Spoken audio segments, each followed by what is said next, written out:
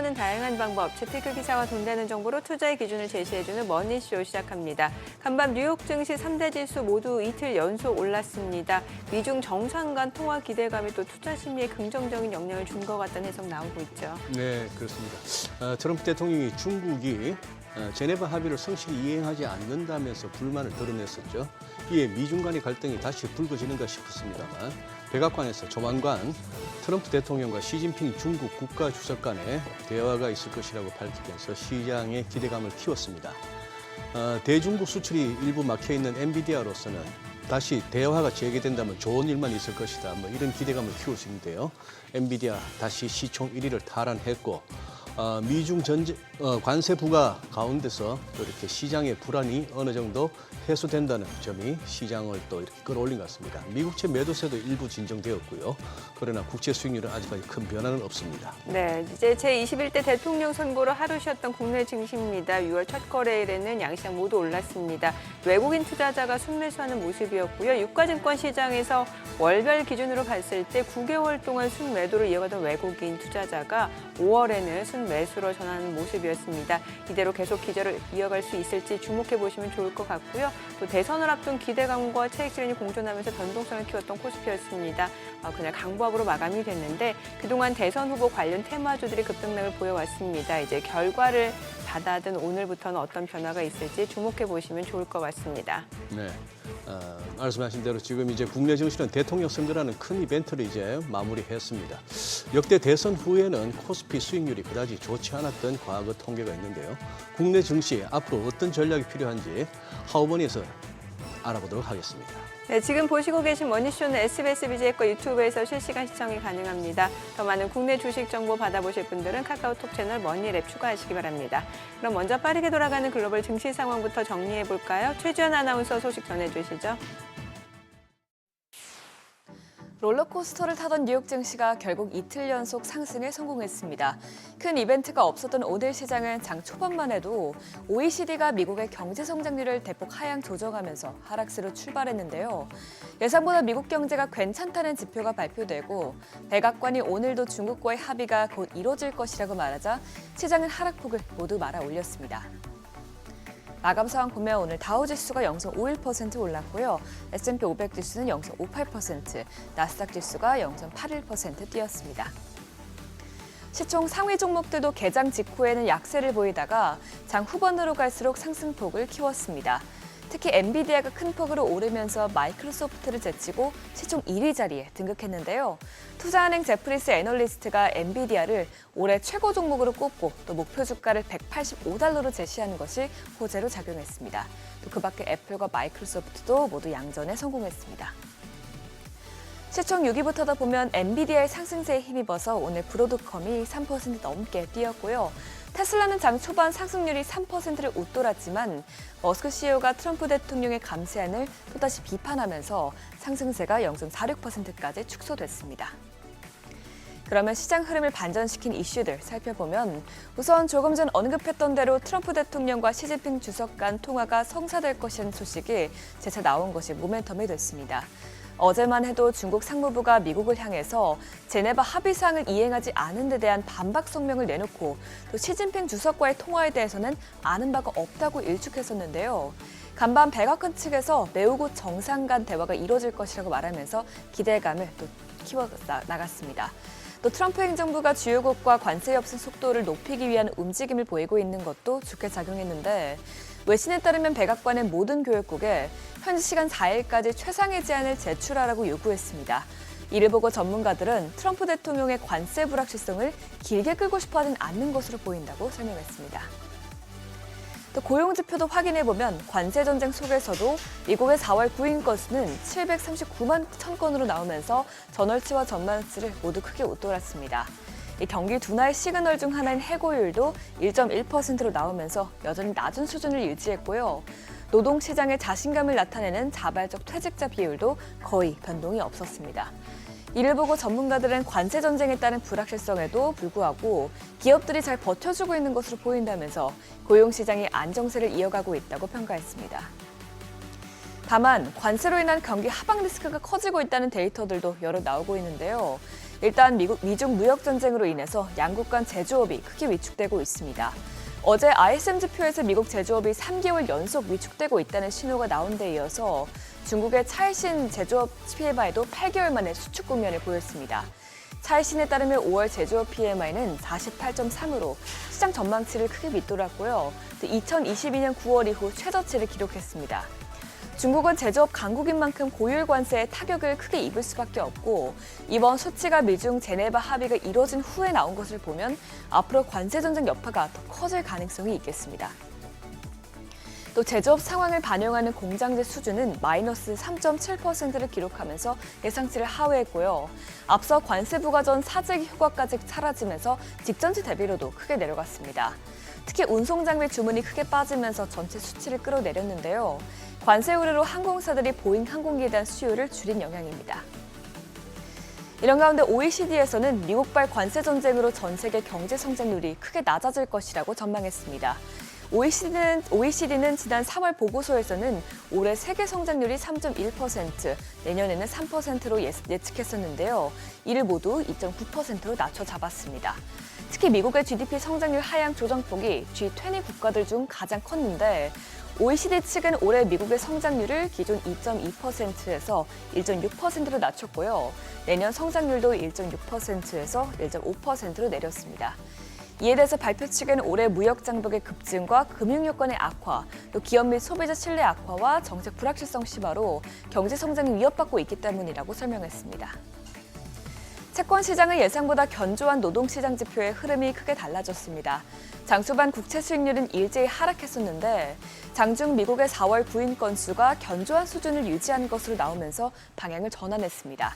이렇게 연준의 금리 동결이 더 길어질 것이라는 전망이 국채 수익률의 상방 압력으로 작용했는데요. 이에 따라 2년물 금리는 소폭 올랐고요. 또 10년물 금리는 4.4%까지 떨어졌다가 4.45%에서 마감이 됐습니다. 달러는 양호한 미국의 경제 지표의 상승세를 보였습니다. 또 유로존의 5월 CPI 예비치가 8개월 만에 2%를 밑돌면서 유럽 중앙은행이 더욱 공격적으로 금리 인하에 나설 수 있을 것으로 보인 점도 달러화 가치를 끌어올렸습니다. 이에 달러화는 0.57% 오르면서 99.27에서 마감됐습니다. 금은 달러가 강세를 보이면서 하방 압력을 받았는데요. 금 선물은 0.6% 떨어지면서 온스당 3,376달러에서 집계됐습니다. 또 이런 가운데 국제유가는 우크라이나와 러시아의 휴전 합의가 불발되면서 지정학적 리스크가 커지자 연일 상승하고 있습니다. 오늘 WTI와 브렌트는 모두 1% 넘게 뛰어올랐습니다. 굿모닝 마켓이었습니다.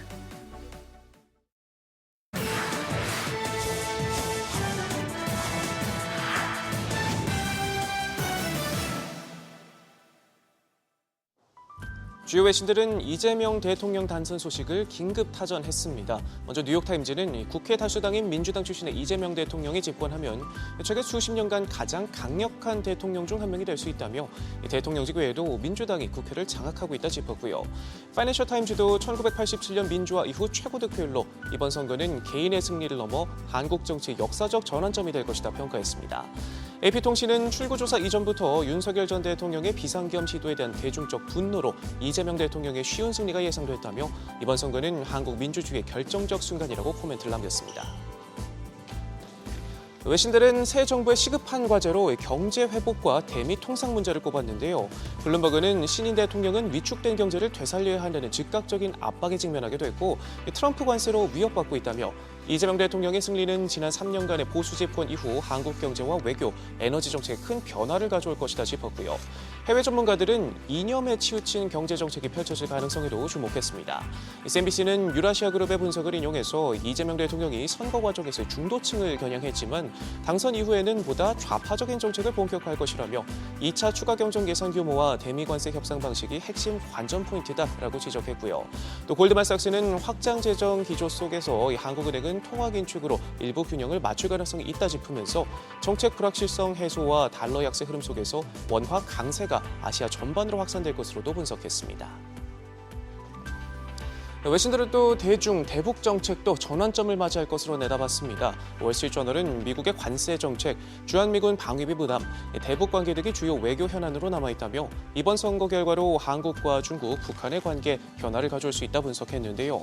이재명 대통령이 선거 유세 과정에서 한미 관계는 외교의 기본 축이라고 말했지만 조금 더 지켜봐야 한다는 신중론을 폈습니다. 블룸버그도 미국에 덜 의존하는 외교 노선을 추진할 것이다 평가했고 뉴욕타임즈 역시 미국과의 안보 협력을 유지하면서도 중국과의 교역 관계를 어떻게 조율할지가 관건이다 짚었습니다. 중국 매체들도 전임 정부의 친미 정책이 역전되고 미중 간 균형 외교가 시작될 수 있을 것이라며 높은 관심을 보였습니다. 글로벌타임즈는 차기 대통령은 최대 무역 파트너인 중국과의 협력을 강화하고 경제 활성화를 위해 긴장된 외교 관계도 회복해야 한다면서도 한국은 미국과의 군사동맹 관계 때문에 대중국 견제 정책을 채택하라는 압박을 받고 있다 짚었고요. 사우스차이나 모닝포스트 역시 미국과의 무역 협상이 새 대통령의 최우선 과제 중 하나가 될 것이라며 한국의 핵심 수출 품목인 반도체와 철강, 자동차가 트럼프 대통령의 고율 관세로 위협받고 있는 가운데 국방비 지출에 부정적인 미국을 달래는 동시에 온건한 대중 정책을 유지하고 대만을 둘러싼 분쟁에 휘말리지 않도록 해야 할 것이라고 분석했습니다. 지금까지 외신들이 바라본 한국의 대통령 선거였습니다. 지난 월요일장에서 이슈가 있었던 업종 살펴보는 기업 이슈 시간입니다. 어제는 제21대 대통령 선거의 날이었죠. 이를 맞아 우리 증시는 하루 쉬어갔는데요. 대선을 하루 앞두고 어떤 업종에서 이슈가 있었는지 짚어보겠습니다. 먼저 이재명 더불어민주당 후보와 김문수 국민의힘 후보 모두 AI 100조 투자에 한몫사를 내면서 관련주가 강세 보였습니다. 방식은 전혀 다른데요. 이재명 후보는 민관 공동개발, 김문수 후보는 민간 중심의 생태계 구축을 핵심 공약으로 내세웠습니다. 기업 관련해서도 호재가 있었는데 삼성전자가 퍼플렉시티 AI의 AI 어시스턴트를 내년 상반기 출시 예정인 갤럭시 S26에 탑재하는 방안을 논의하고 있다는 소식이 전해졌습니다. 더불어서 최근 AI 활용이 검색 기능을 대체하는 가운데 국내 주요 공공기관의 홈페이지 등에서도 정보 제공 방식이 생성형 AI 중심으로 전환되고 있는데요. 이처럼 AI 관련한 여러 호재가 겹치면서 관련주가 날아올랐습니다. 마감 상황 보면 크라우드웍스가 17% 넘게 시세 분출했고요. 솔트룩스도 12% 가까이 뛰어올랐고 플리토 9.9%, 코난테크놀로지 8.82%, 이스트소프트도 7.55% 강세 보였습니다. 내수 부진과 낮은 경제 성장률에 대한 우려가 커지며 후보들의 경제 정책이 특히 주목됐었죠. 그 가운데 이재명 후보가 대선 공약으로 내세운 지역 화폐에 관심이 쏠리면서 관련주가 급등했습니다. 이재명 후보의 경제 정책에 관해선 경기 부양과 성장 지원, 또 기본소득 구현을 위해 적극적으로 돈을 푸는 것이 핵심이 될 거란 전망이 나오는데요. 이미 정책 공약집에서 지역화폐 발행과 운영에 관한 행정 및 재정적 지원을 국가 의무 사항으로 규정한다고 밝혔죠. 더 나아가 이 후보는 차기 집권 시 정부와 지방자치단체 등이 지원하는 지역화폐의 할인율을 현행 6% 수준에서 10%까지 늘리겠다는 구상도 밝혔는데요.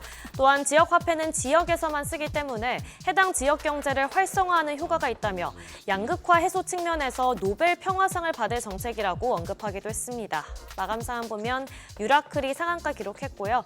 웹캐시도 22% 가까이 시세 분출했고 코나아이 4.6%, 쿠콘도 4% 넘게 뛰어올랐고 갤럭시와 머니트리도 3.6% 상승으로 마감했습니다. 한편 네이버와 넷플릭스가 콘텐츠 협력을 강화할 거란 기대감에 웹툰주가 강하게 시세 분출했는데요. 현지 시간 5일 최수연 네이버 대표가 김준구 웹툰 엔터테인먼트 대표와 함께 넷플릭스 경영진을 만나는 것으로 확인됐습니다. 최 대표가 넷플릭스 경영진을 직접 만나는 건 이번이 처음인데요. 북미 콘텐츠 사업 협력 방안을 논의할 거란 전망이 나오는 가운데 특히 김준구 웹툰 엔터테인먼트 대표가 만남에 동행하는 것이 주목되고 있습니다. 넷플릭스는 현재 모바일 앱을 통해서 영상 콘텐츠 말고도 게임 콘텐츠를 제공하는데요. 여기에 네이버 웹툰도 탑재될 가능성이 거론되면서 네이버가 넷플릭스를 통해 글로벌 비즈니스 기회를 확장할 거란 기대감이 커지고 있습니다. 마감 상황 보면 미스터 블루 19% 가까이 시세 분출했고요. 핑거스토리도 6.18% 올랐고 와이랩 5.46%, DNC 미디어도 5% 넘게 상승했고 수성 웹툰도 4.54% 강세 보였습니다. 마지막으로 트럼프 행정부의 관세 정책으로 글로벌 무역 불확실성이 커지면서 우리나라의 5월 수출이 4개월 만에 마이너스로 돌아섰습니다. 그런 가운데 화장품 부문의 수출은 9.3% 늘어난 10억 달러를 기록하면서 5월 중 역대 최대 실적을 경신했는데요. 이에 관해 한국에 대한 호감도 상승과 독보적인 제품 경쟁력을 바탕으로 K뷰티가 글로벌 시장의 언더독에서 시장 트렌드를 주도하는 탑독으로 변모하고 있다는 평가가 나오면서 관련주가 강세 보였습니다. 이처럼 K뷰티는 세계로 뻗어나가고 있는데요. 최근 수요가 급증한 유럽과 중동 시장을 바탕으로 남미와 아프리카 등으로 시장을 확장하는 한편 이미 미국에선 온라인 유통 채널을 통해 규모를 키운 만큼 이제는 월마트나 타깃 등 주요 대형마트의 오프라인으로 무대를 넓히고 있습니다. 마감 상황 보면 내추럴 엔도텍 20% 가까이 시세 분출했고요. 바이오비주도 16.78% 강세 보였고 실리콘툭 10% 가까이 올랐고 VT와 코디 모두 8% 넘게 강세 보였습니다. 지금까지 기업 이슈 전해드렸습니다.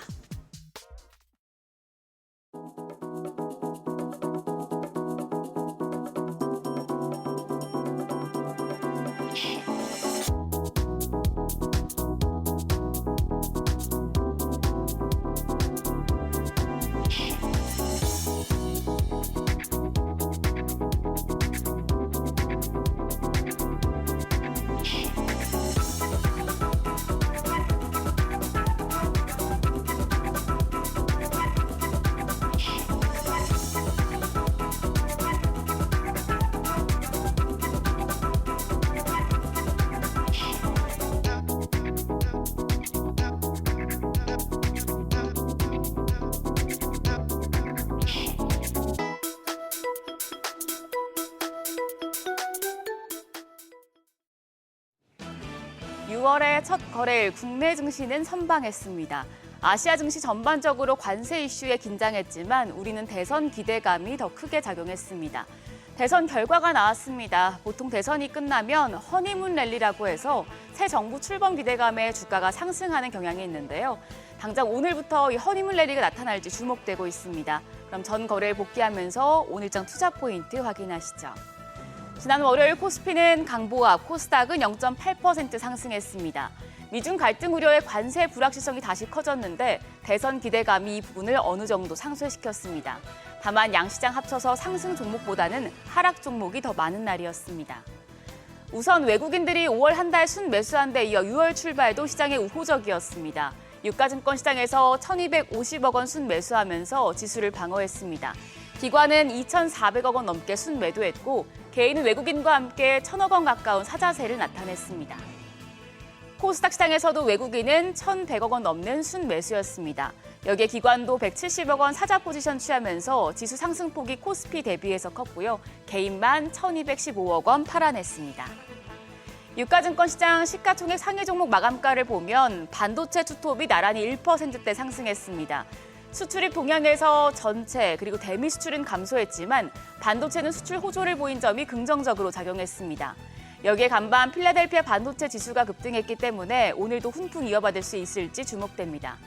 여기에 더해서 방산과 조선 대표주들 방했습니다. 한화에어로스페이스가 3% 가까이, HD 현대중공업이 5% 넘게 뛰었습니다.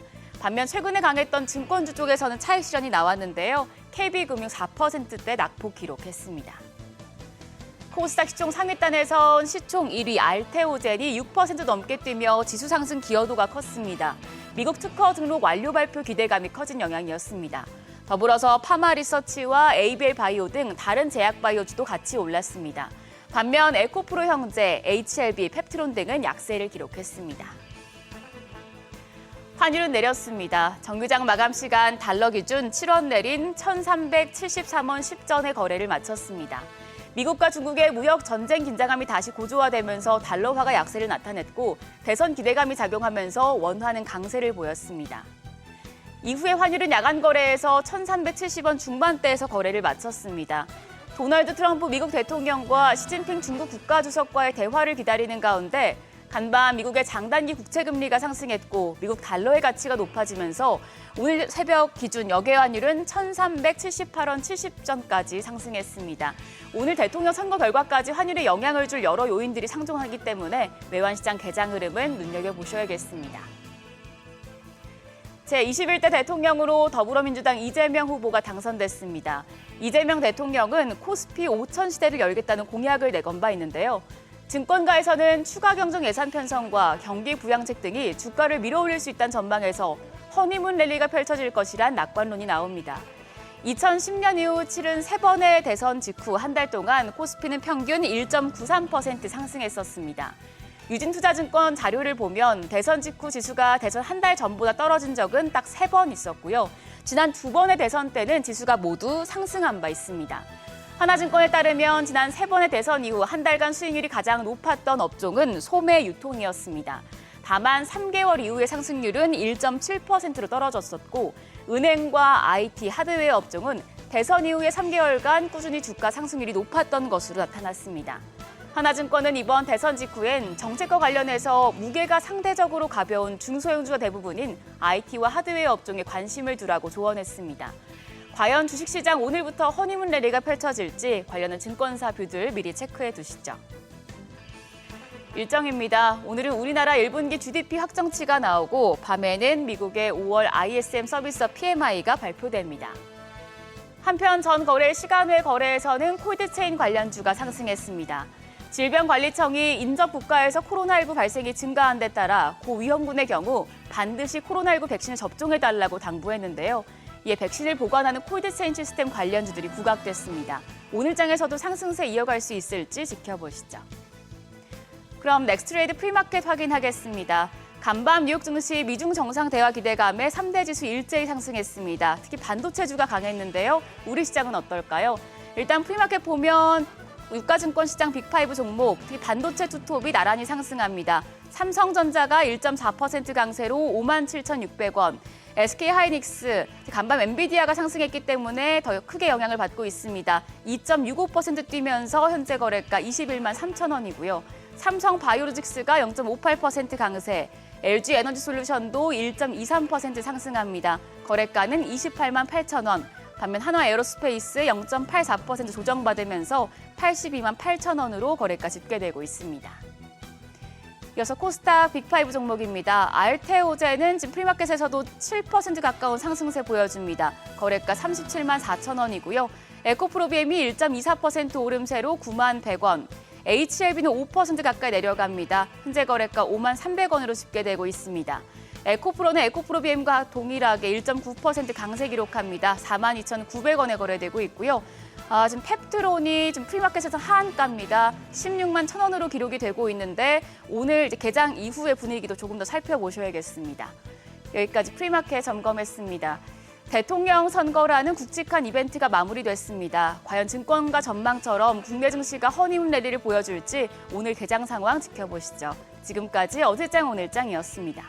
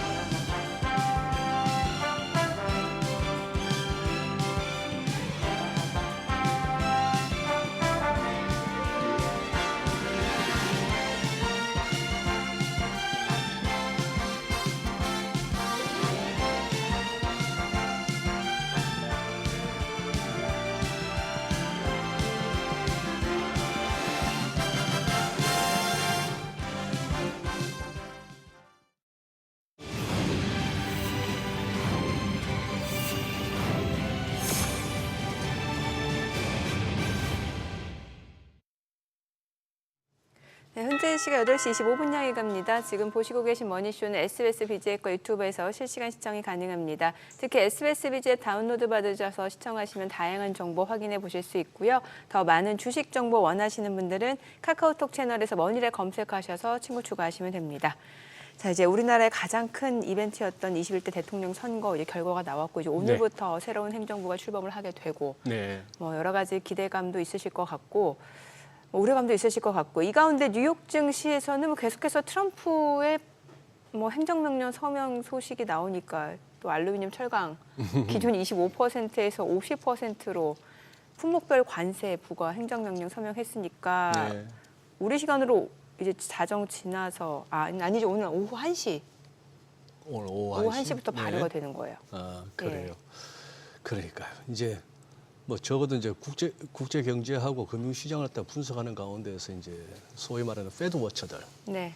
중앙은행들이 어떤 식으로 통화 정책을 전개하는가 뭐 이런 걸로 분석을 해오던 사람들이 점점 이제 입지가 좁아집니다. 왜냐하면 그만큼 중앙은행의 시장 장악력이 좀 줄어들었다 할까? 네네. 존재감도 줄어들고 요즘 우리 뭐 트럼프 대통령 취임 이후로 모든 게 트럼프로 시작해서 트럼프로 끝나는 뭐 그런 상황이 돼버렸잖아요. 예. 그러게요. 거기다 지금 우리 또 어제 하루 쉬고 해서 한번 바깥 사정 한번 정리해보고 네. 또 이제 대통령 새 정부가 또 출범하니만큼 그와 관련해서도 한번 또 전망해보는 그런 시간으로 가져보죠. 네, 오늘 디멘전 투자자문 투자부문 송재경 대표님 그리고 서강대 경영학부 김용진 교수님 두 분 함께합니다. 어서 오세요. 어서 오세요, 반갑습니다. 교수님. 예. 그래요. 오늘 이렇게 또 증시타임스 두 분을 모시고 같이 하는 거는 오랜만입니다. 교수님 또 시간 내주셔서 감사하고요. 아이고, 예. 감사하죠. 송 대표님. 네. 이렇게 주초에 이렇게 어제 선거로 인해서 하루 쉬고 나니까 네. 지난 주말 이후 조금 이렇게 주초까지 해서 바깥의 사정을 좀 한번 정리 한번 해주시죠. 소장님께서 말씀하신 대로 트럼프로 시작해서 트럼프로 여전히 진행되고 있는 네. 글로벌 증시인 것 같습니다. 말씀 주신 대로 지난 한 주간 숨가쁘게 지나갔죠. 뭐 가장 큰 게 소위 타코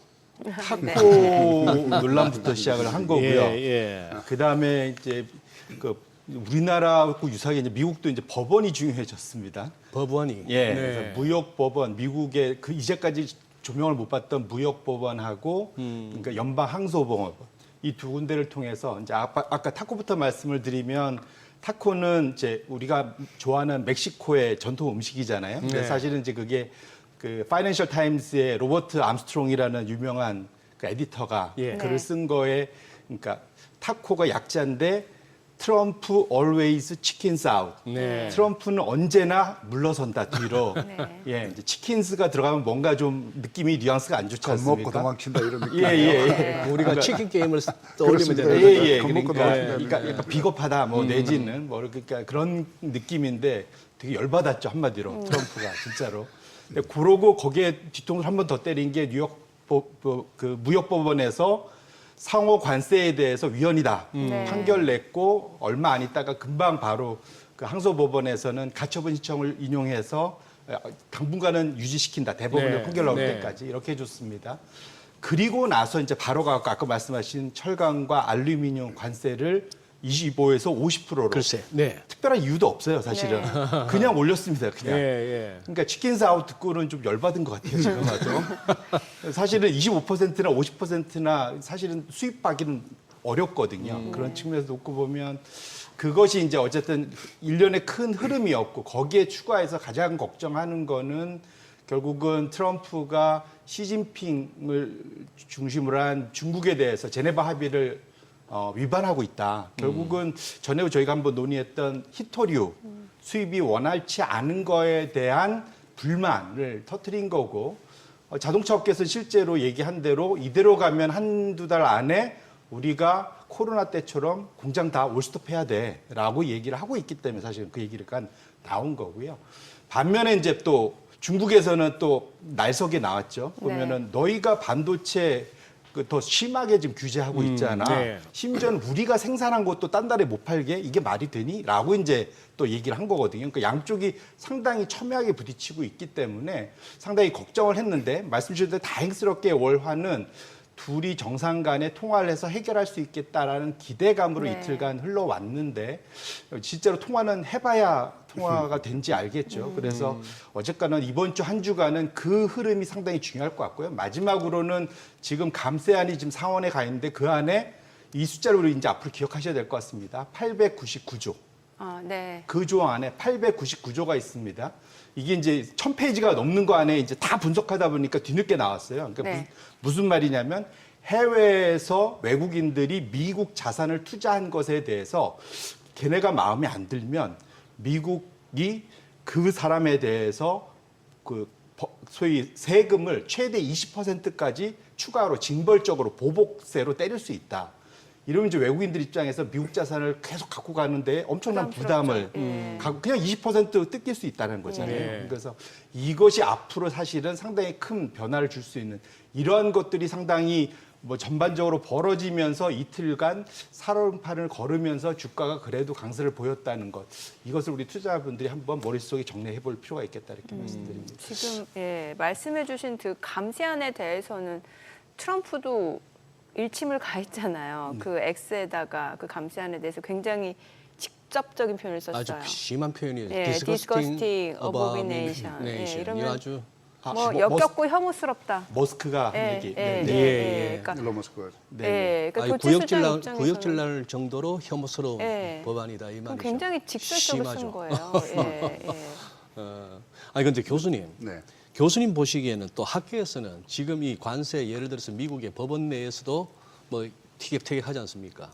법원이 1심에서 제기한 그게 어느 정도 타당한지, 그러면 향후 전개가 어떻게 될 것인지 그 부분은 어떻게 보십니까? 사실은 이제 항소심에서는 네. 트럼프가 유리한 판결을 받았지 않습니까? 예, 예. 1심은 불리했고요. 근데 1심 판결이 맞는 걸로 보입니다. 1심 판결이 맞는 네, 걸로. 그래서 미국의 법 체계는 기본적으로 자유무역 체제를 중심으로 셋업이 된 거란 말이죠. 네. 근데 트럼프가 지금 행정명령으로 다 뒤집고 있어요. 예. 그러니까 법에 의한 통치가 아니고 행정명령, 우리로 하면 시행령 통치를 예. 하고 있는 거거든요. 예. 이건 법원이 받아들일 수가 없죠. 법 체계 자체를 흔드는 거니까. 법 체계를 흔드니까. 그래서 저는 궁극적으로는 두 가지 이유에서 하나는 경제적으로도 미국이 버틸 수가 없다. 지금 저 상황은 미국 경제가. 네. 두 번째는 법 체계적으로 수용이 되지 않는다.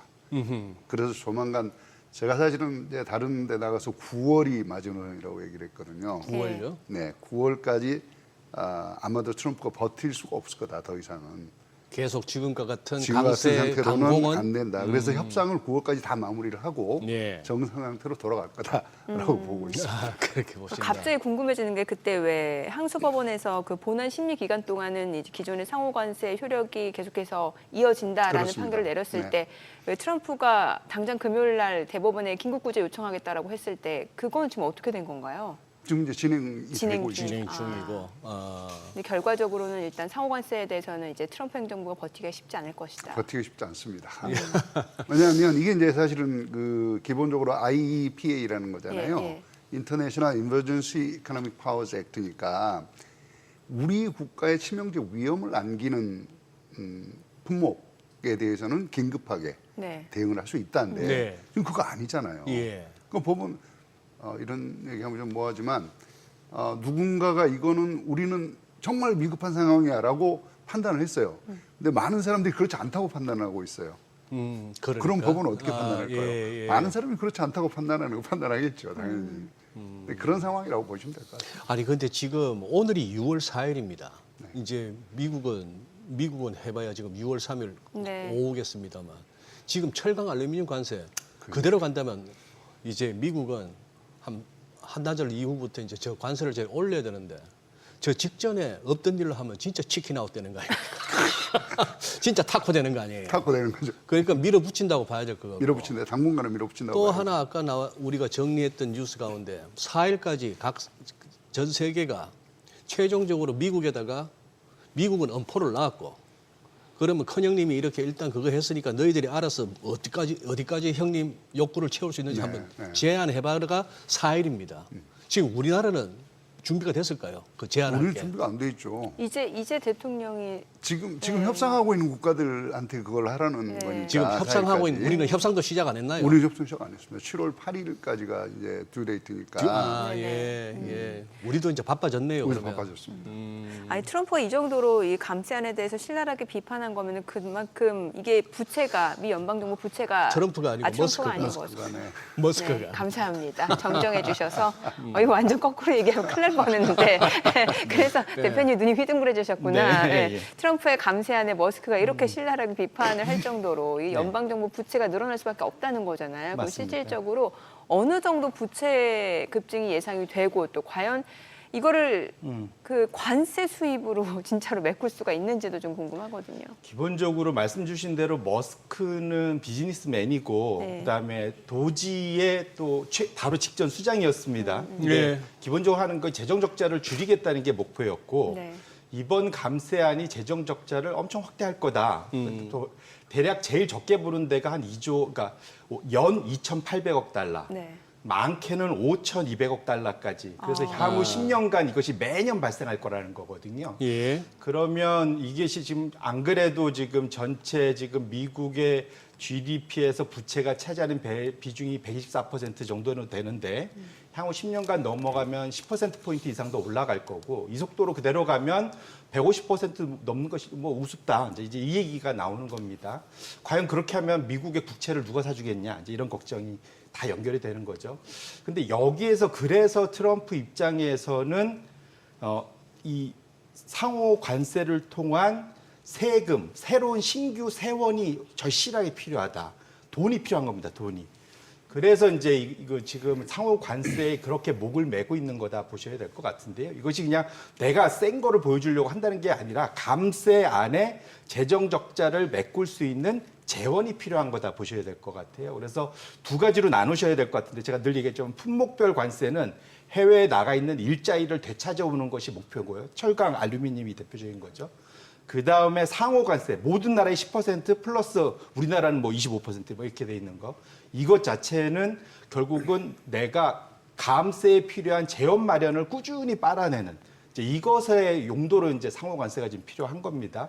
그런데 효과가 아이러니하게도 5월 달에 꽤 나타났습니다. 그래요? 그래서 제가 차트를 하나 갖고 왔는데 작년 평균적으로 매달 미국의 관세 수입은 3억 달러 정도밖에 안 됐거든요. 네. 이게 평균적인 거였습니다. 그런데 4월 달 본격적으로 상호 관세 발표되고 5월까지 오면서 이것이 160억 달러, 230억 달러, 그러니까 작년 평균 대비 2배, 3배로 올라갔어요.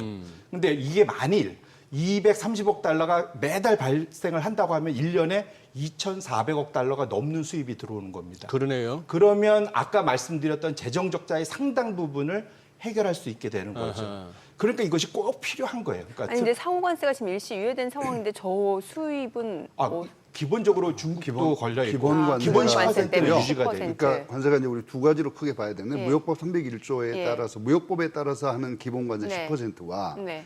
아까 말씀드린 이제 IPA라고 하는 긴급 예. 명령에 따른 관세가 상호 관세. 네네. 4월 요게 2일 날 발표했던. 예. 네네 이게 50% 뭐 예. 25% 예. 이런 예. 거 있잖아요. 예. 그건데 10% 지금 하고 있고요. 기본 관세. 예. 네, 상호 관세는 품목별 관세랑 붙어 있는 놈은 좀 빼고 그다음에 별도 어떤 국가는 하고 있고 어떤 국가는 안 하고 있고 그러면 수입이 더 급증했다는 거예요? 수입이 결과적으로? 늘어나는 거죠. 그렇게 되면. 앞으로 더 수입 품목 물가가 비싸질까봐 그러면은 더 땡겨서 수입했다 이런 해석인 거예요? 예, 이제 그것이 기본적으로 올해 1, 2, 3월이 예.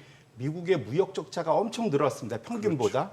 그래서 매월 한 거의 1,000달러 이상씩 더 수입을 네. 했거든요. 그래서 대략적으로 한 달에서 두 달 분의 수입을 안 해도 될 만큼 추가로 수입을 했기 네. 때문에 그 말씀을 주셨던 것이 중국의 데이터에서 나타나요. 이제 기본적으로 이제 4월, 5월이 이렇게 늘어난 거는 수입이 늘었던 것에 이제 후과죠. 이제 네. 기본적으로 나타나는 건데 그래서 말씀드리고 싶은 거는 상호 관세에 대해서 무역법원이 막을 가능성이 높고 대법원이 지금 보수와 진보 계열이 6대 3으로 보수가 많긴 합니다.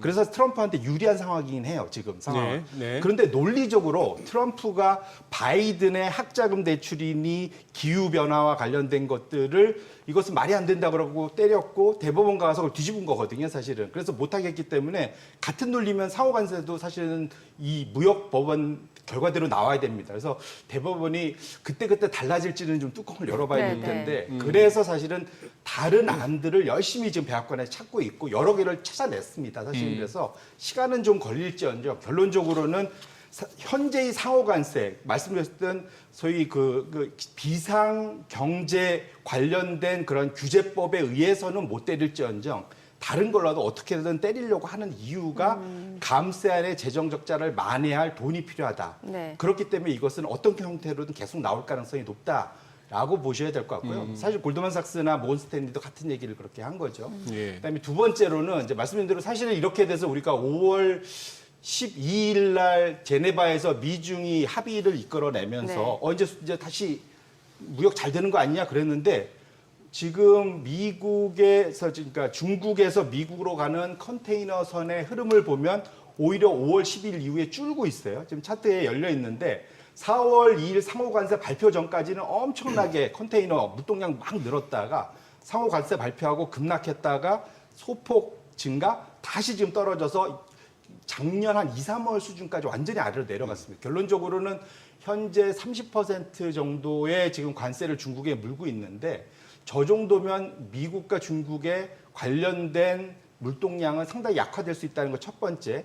그다음에 1, 2, 3월 동안 미리 많이 땡겨놓은 재고가 있기 때문에 좀 기다려보자라는 것도 같이 있기 때문에 역으로 우리는 5월 10일 지나서 지금 2분기에 미국의 경제활동이 엄청 활발해질 거 아니야? 물동량 좋아지면서 했는데 그 부분은 기대감이 조금 약화되고 있는 것만은 분명하다. 그래서 혹시 세상이 우리가 예상한 대로 잘 흘러가지 않는다라는 것은 분명하다. 이렇게 말씀드립니다. 뭐 세상이 예상한 대로 잘 흘러가지도 않을 뿐더러 또 어떻게 보면은 우리가 뭐 세상을 정확하게 이해하고 가는 것도 아닌 게 제가 지금 김용진 교수님 설명을 잠시 듣다가 저도 약간 혼선이 왔던 게 네.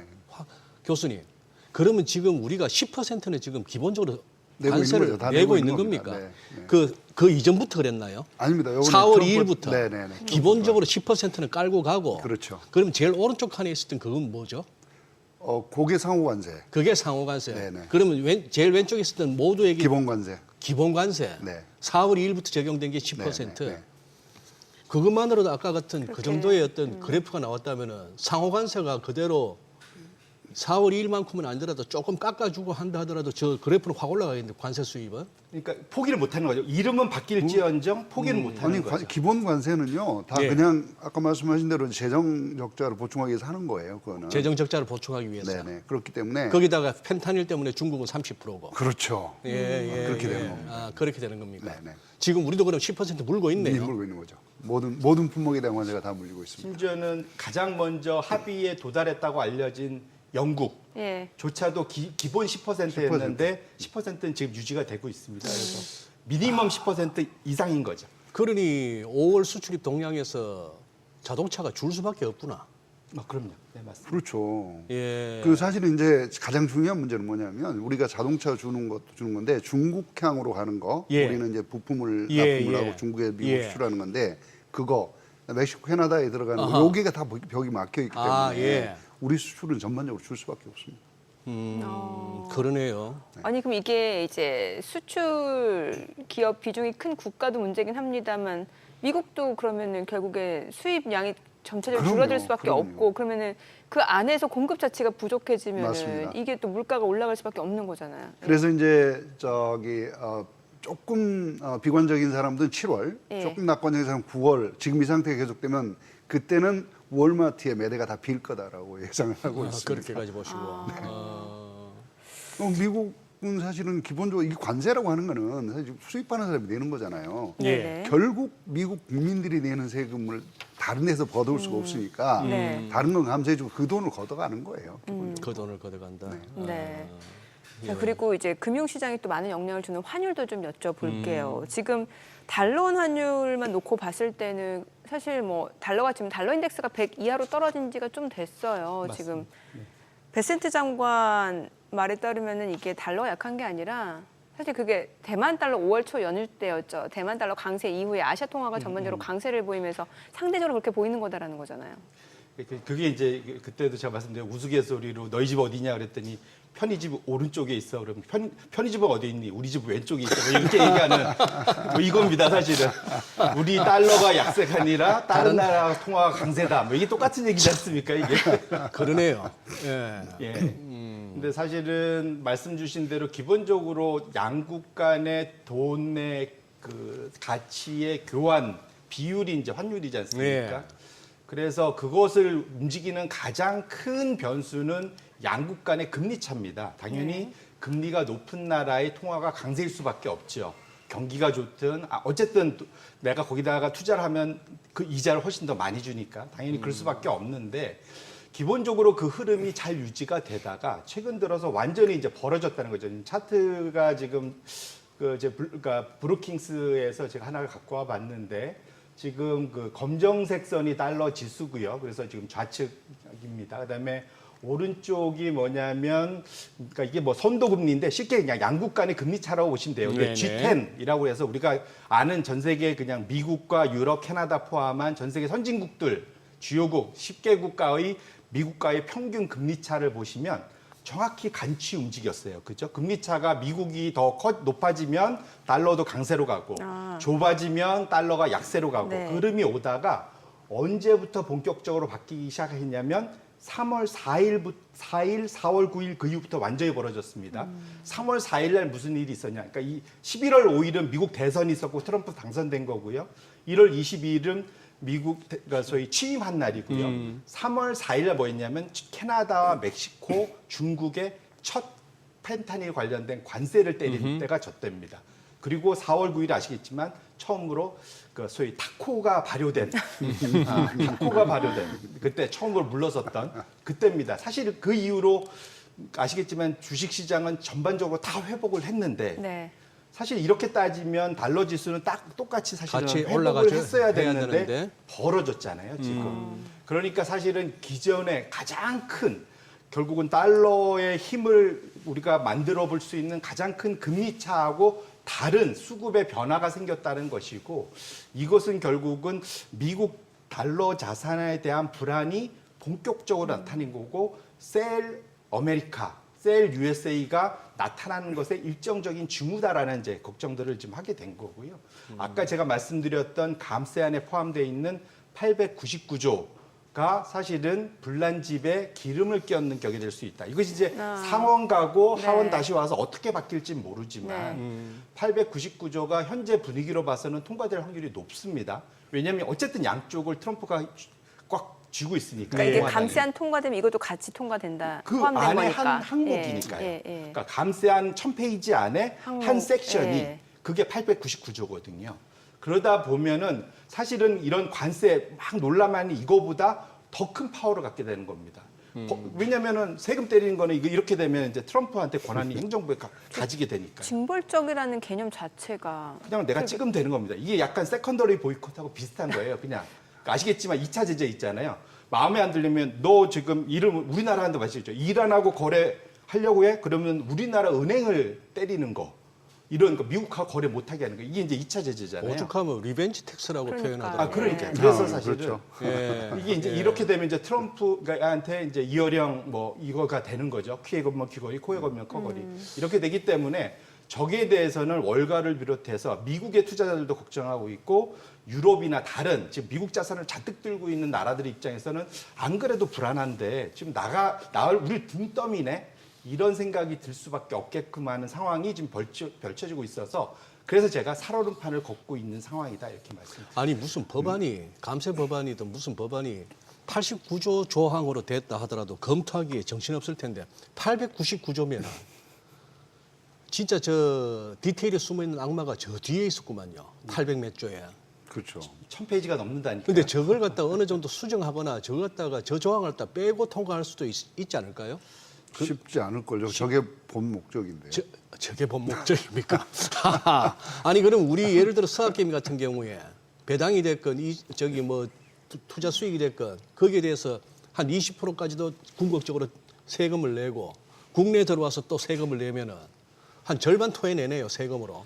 그러니까 벌어서. 지금 이제 다들 불안해한 거죠. 외국인 투자자들이. 이게 저 어떤 식으로 얘기되어 있는 그 안에 지금 어쨌든 가 아니긴 하지만 3개월마다 그 대상국들을 또는 대상 기업이나 대상 투자자들을 정하게 돼 있어요. 그래서 네. 리뷰를 하게 돼 있거든요. 예. 그러니까 그 안에 내가 들어갈지 안 들어갈지 알 수가 없는 거예요. 그러니까 그건 그때 가봐야 아는 거죠. 근데 그게 이제 미국 마음이 되는 거죠. 그래서 사실은 미국 자산을 갖고 있기가 매우 불안하고 정안되면 나는 20% 포기하고 간다. 뭐 이 마음 먹고 사실은 미국 투자를 해야 되는 거다. 사실 저게 통과되면 이렇게 보셔야 될 것 같습니다. 기존에도 사실 해외 주식할 때 보면은 그 양도소득세 내긴 하잖아요. 내죠. 근데 그건 네. 번 거에 대해서 20%. 번 거에 그건 이제 대해서. 기본으로 내는 거니까요. 네. 세금은. 근데 지금 징벌적이라고 하면 이거는 번 거 상관없이 그럴 가능성이 높죠. 그러니까 이게 사실은 이번에 그 우리가 IR 네. 그 소위 그 인플레이션 리듀스 액트 뭐 IRA 그 법안에 사실 그게 있습니다. 뭐냐면 자기네들이 특정 품목을 정하면 네. 원천 징수하게 돼 있잖아요. 10%를. 네네. 그거가 항목이 들어가게끔 지금 이미 돼 있지 않습니까? 그거에 어찌 보면 그걸 확장한 개념 그렇게 저는 이해를 하고 있습니다. 알겠습니다. 자, 지금 시각 8시 50분 지나갑니다. 자, 오늘 양시장 호가 상황 체크해 보겠습니다. 먼저 코스피 예상 체결 지수부터 확인해 볼게요. 오늘 코스피가 0.3% 상승 예상되고요. 지금 2,708포인트, 0.9%까지 상승이 예상되네요. 2,724포인트. 그리고 코스닥 0.2% 내림세가 예상됩니다. 지금 호가에서는 738포인트입니다. 시가총액 상위 종목 예상가 보도록 하겠습니다. 삼성전자 오늘 1% 상승 예상됩니다. 아무래도 필라델피아 반도체 지수도 좀 많이 올랐기 때문에 오늘 국내 증시 쪽에서 또 반도체 관련주들 상승을 좀 기대해 볼 수 있을 것 같습니다. 지금 호가 57,500원으로 집계되고 있고요. SK하이닉스 3% 강세가 예상됩니다. 예상가가 214,500원. 삼성 바이오로직스도 상승 출발 예상됩니다. 지금 호가 139,000원이고요. LG 에너지솔루션 0.7% 상승 예상됩니다. KB금융이 오늘 2% 상승 예상되네요. 지금 호가는 102,000원으로 나타나고 있고요. 현대차도 0.8% 상승 예상됩니다. 지금 예상가 185,500원. 이 가운데 계속해서 좀 상승 가도를 달렸던 한화 에어로스페이스, HD 현대중공업 지금 호가에서는 아직까지는 큰 움직임 나타나지 않고 있는 상황이고 삼성전자 우선주 보합 예상되고요. 기아가 1% 상승 예상됩니다. 호가는 89,300원. 코스닥 시가총액 상위 종목 예상가 보도록 하겠습니다. 알테오젠 이번 주 월요일에도 6% 강세를 나타냈었는데 오늘도 추가적으로 6.8% 상승이 예상됩니다. 호가는 374,000원이고 에코프로비엠 보합 출발 예상됩니다. HLB가 3% 약세가 예상되고요. 호가는 51,000원. 에코프로 0.5% 상승 예상됩니다. 레인보 로보틱스입니다. 오늘 0.3% 오름세 예상되고요. 호가는 27만 원으로 나타나고 있습니다. 휴재 강보합권 예상되고 있습니다. 지금 예상가 337,000원. 이 가운데 파마리서치 1% 오름세 예상되고요. 리가켄바이오 약보합 출발 예상됩니다. 호가는 114,500원. ABL바이오 하락 출발 예상되고요. 클래시스입니다. 오늘 1% 상승 예상됩니다. 지금 호가는 58,900원. 월요일에도 1.7% 올랐었고요. 추가적으로 상승세가 예상됩니다. 자, 오늘 양시장 상승 출발 예상됩니다. 일단 오늘 호가 분위기만 놓고 봤을 때는 대형주들의 강세가 예상되고 특히나 이제 아무래도 정책에 대한 기대감이 반영된 섹터들 강세가 좀 예상이 되는 것 같아요. 아무래도 일종의 허니문 랠리 같은 건 좀 네. 있지 않을까 싶기도 한데요. 그리고 또 궁금한 거는 이른바 그동안에 정치 테마주라고 했던 그쪽은 막상 선거 이후에 어떤 모습을 보일지도. 그렇죠. 예. 우리 시청자분들이 그쪽으로 손대고 있다고는 생각지 않지만 궁금하긴 합니다. 많이 떨어지지 않았을까요? 원래 정보가 다 반영이 되고 나면 떨어지는 게 보통 정상이에요. 네, 맞아요. 그게 시장 네. 속성이긴 합니다. 소문에 사서 뉴스에 팔라고 하니까. 예. 근데 아까 환율 얘기를 조금 하다 말았는데 교수님, 학계의 어떤 전반적인 그게 됐건 아니면 교수님의 개인적인 비유든 간에 이 달러 지금 말이 많습니다. 강달러네, 약달러네, 네. 미국이 어느 쪽을 원하는지도 잘 모르겠고 지금 어떻게 보십니까? 미국이 원하는 건 명확하게 약달러죠. 그렇게 봐야 되겠죠. 그렇습니다. 기본적으로 이제 그렇게 봐야 되는데 문제는 이제 관세를 저렇게 해놓으면 예. 상대국 통화가 절하가 되거든요. 절하되는 게 상식이죠. 그렇습니다. 이론적으로도. 예. 이론적으로 그건 너무 예, 당연한 예. 얘기고요. 그러다 보면 저거 달성하기 쉽지 않을 거다. 저 구조로는. 예. 그게 이제 사실은 미국이 어려워진 이유가 아무도 다들 알고 계시지만 전 세계 GDP의 25% 정도면 예. 유지가 가능해요. 네. 근데 지금 미국이 전 세계 GDP의 16%고 중국이 이미 25%까지 올라섰기 때문에 16%에서 10%로 떨어지는 순간 저 구조는 이 미국이 전 세계의 기축통화가 되는 건 쉽지가 않습니다. 달러가. 이거를 지금 계속 지켜가야 하는 거냐. 네. 그래서 이걸 끊어내고 미국은 또 다른 선택을 해야 되는 거 아니에요. 기로에 서 있다고 봐야 되는 거죠. 혹시 또 다른 선택을 하려고 가상화폐가 됐건 스테이블 코인이 됐건 그쪽을 자꾸 건드리는 건가요? 혹시? 사실은 이제 그 부분이 크죠. 스테이블 코인은 지금 USDT나 USDC가 전 세계 스테이블 코인의 한 95%를 예, 예. 차지하고 있고 EU하고 재팬이 일본이 참 한 3% 정도를 차지하고 있는 상황이라서 미국은 이 지금 현재 달러의 그 구조를 갖고는 버티기 어렵다면 이거를 아예 스테이블 코인으로 해서 전 세계 기축통화를 만들자. 중국은 중앙 집권형 통화이기 때문에 불가능하거든요. 못 하거든요. 중국이 할 수가 없는 상황이에요. 아, 그렇습니까? 네. 아. 그렇기 때문에 미국이 지금 끌고 가는 것이고, 예. 뭐 우리 이재명 당선자가 얘기를 했습니다만 원화 스테이블 코인을 만들면 우리가 한 2등은 할 수 있겠다. 네. 그러면 우리 아시아권을 먹을 수 있지 않느냐, 뭐 이런 얘기를 하고 있는 상황이라서 미국이 지금 전체적으로 디지털 커런시나 암호화폐 쪽으로 눈을 많이 돌리는 이유는 기존의 그 실물 경제에서 했던 패권을 디지털 쪽으로 가져와서 실물 경제가 어려워짐에도 불구하고 유지를 해 나가는 구조로 가겠다. 뭐 이런 상황이라고 봐야 되겠죠. 그럼 미국이 원하는 약달러대로 우리 달러 환율도 우리 원화 환율도 추가적으로 계속해서 하락을 가능하다고 보십니까? 미국은 계속 압력을 가하고 있죠. 압력을 지금 가한다. 사실 뭐 예. 대만에도 마찬가지고 일본도 마찬가지고 중국도 마찬가지고 지금 사실은 관세 전쟁의 이면에 가장 중요한 게 통화 전쟁이라고 봐야 합니다. 이미 이제 관세 전쟁이 통화 전쟁으로 진행을 네. 하고 있고, 그러니까 관세를 부과를 안 하는 조건으로 예. 상대국 달러의 절하를 계속 절상을 계속 유도를 하는 거예요. 요 구조가 지금 핑퐁 게임을 하고 있는 건데, 제가 이제 뭐 우리 너 앞으로 이제 상호관세 니네 비관세 장벽 어떻게 할 거야 대안 내봐 지금 이렇게 얘기를 했잖아요. 그렇죠. 그러면 그때 가장 중요한 게 좋아 우리 관세 깎아줄 테니까 니네 통화 어떻게 할 거야 아. 요거거든요. 아하. 근데 이제 재밌는 거는 미국이 계속 주장해 온 거는 야 니네 통화 환율 조작국 되면 안 돼. 너 우리 리트에 들어오면 너 죽는다. 이렇게 얘기를 해놓고 환율 조작하라는 얘기를 하고 있는 거예요 지금. 그러니까 근본적으로 패러다임이 바뀌고 있는 거죠. 그래서 이거를 이제 우리가 어떻게 대응해야 되는지 정말 고민을 좀 많이 해야 하는 상황입니다. 네. 네. 지금 이제 뭐 미증시, 국내 증시 관련된 이슈 저희가 좀 체크해 보고 있는데 저는 이제 대표님한테 여쭤보고 싶은 거는 최근에 보면은 미국에서 사실 미국 증시에 대해서 매력도를 느끼는 투자자들 입장에서는 그 주주치나 정책에 점수를 주고 싶단 말이죠. 특히나 자사주 소각이 굉장히 그냥 일반적인 상태고 지금 그러다 보니까 공급량 자체가 줄어들면은 이러면 주식 가치 자체가 올라갈 수밖에 없는 상황이고 사실 이제 이재명 대통령도 상법 개정 통해서 주식 소각 의무화를 하겠다고 하니까 이건 좀 기대되는 부분이거든요. 네네. 예. 말씀 주신 대로 미국이 그러니까 2008년 글로벌 금융위기 네. 사실은 말이 글로벌 금융위기지 미국 위기였죠. 사실. 네. 그랬죠. 예.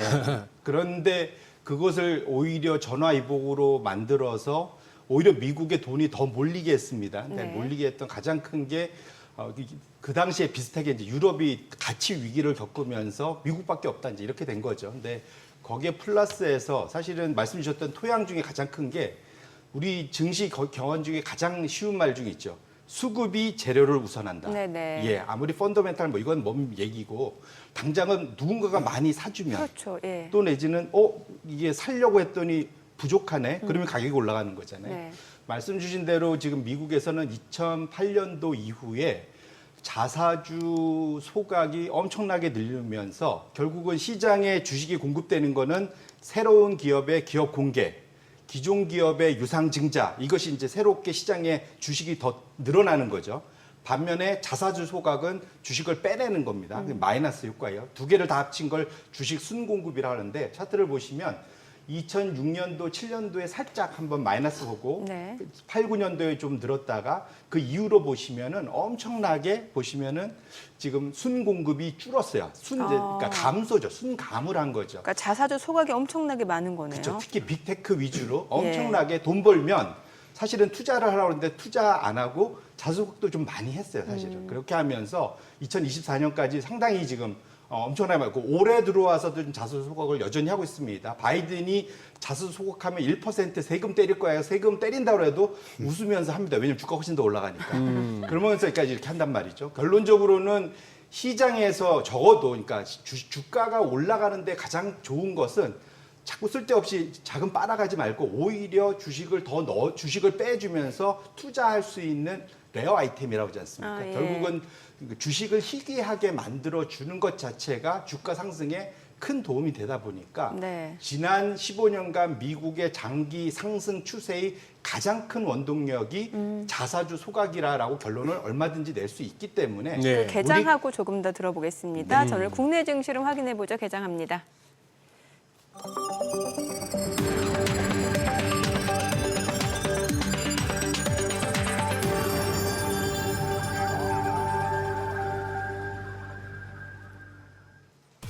네, 6월 4일 수요일 국내 증시 개장했습니다. 자, 이제 이재명 대통령 당선, 새로운 정부 출범하고 그에 따라서 정책에 대한 기대감 좀 반영이 될 수 있는 시점일 것 같습니다. 이 가운데 뉴욕 증시에서는 트럼프 대통령의 관세 행정명령 서명 소식에 약간의 좀 변동성이 있었던 것 같고요. 여전히 미중 간의 관세 협상에 대한 기대감도 남아 있습니다. 저는 국내 증시 또 어떤 출발을 나타내는지 지수부터 좀 체크해 보도록 하겠습니다. 먼저 코스피부터 좀 볼게요. 오늘 1.4% 올라갑니다. 2,737포인트, 지금 단숨에 38포인트 넘게 좀 급등을 하는 모습이고요. 코스닥도 1% 올라갑니다. 749포인트입니다. 양시장 상승 출발 보여주고 있고요. 시가총액 상위 종목 시초가 보겠습니다.